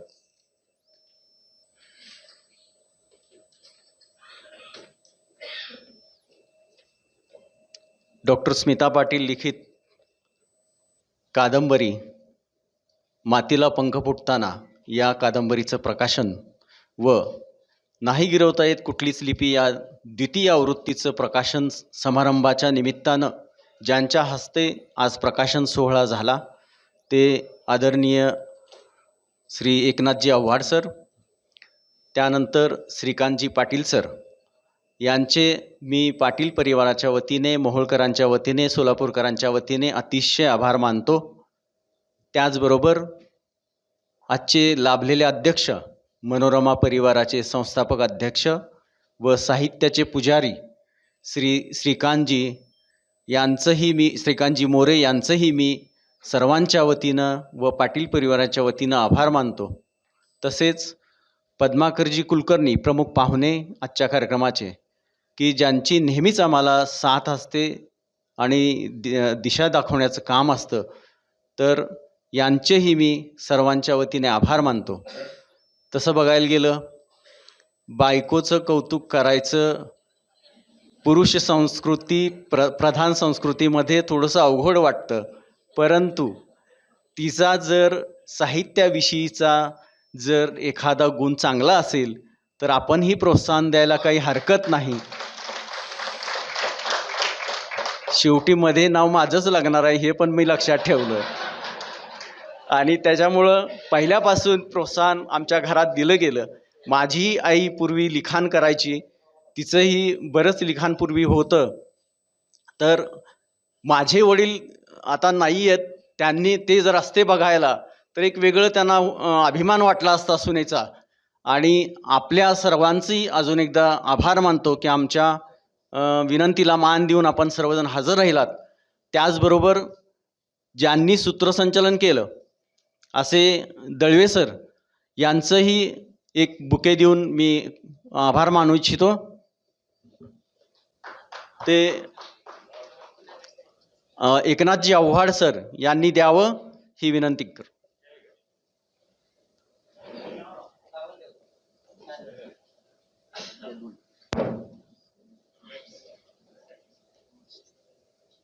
हो, 5 मिनिट झालं की बर.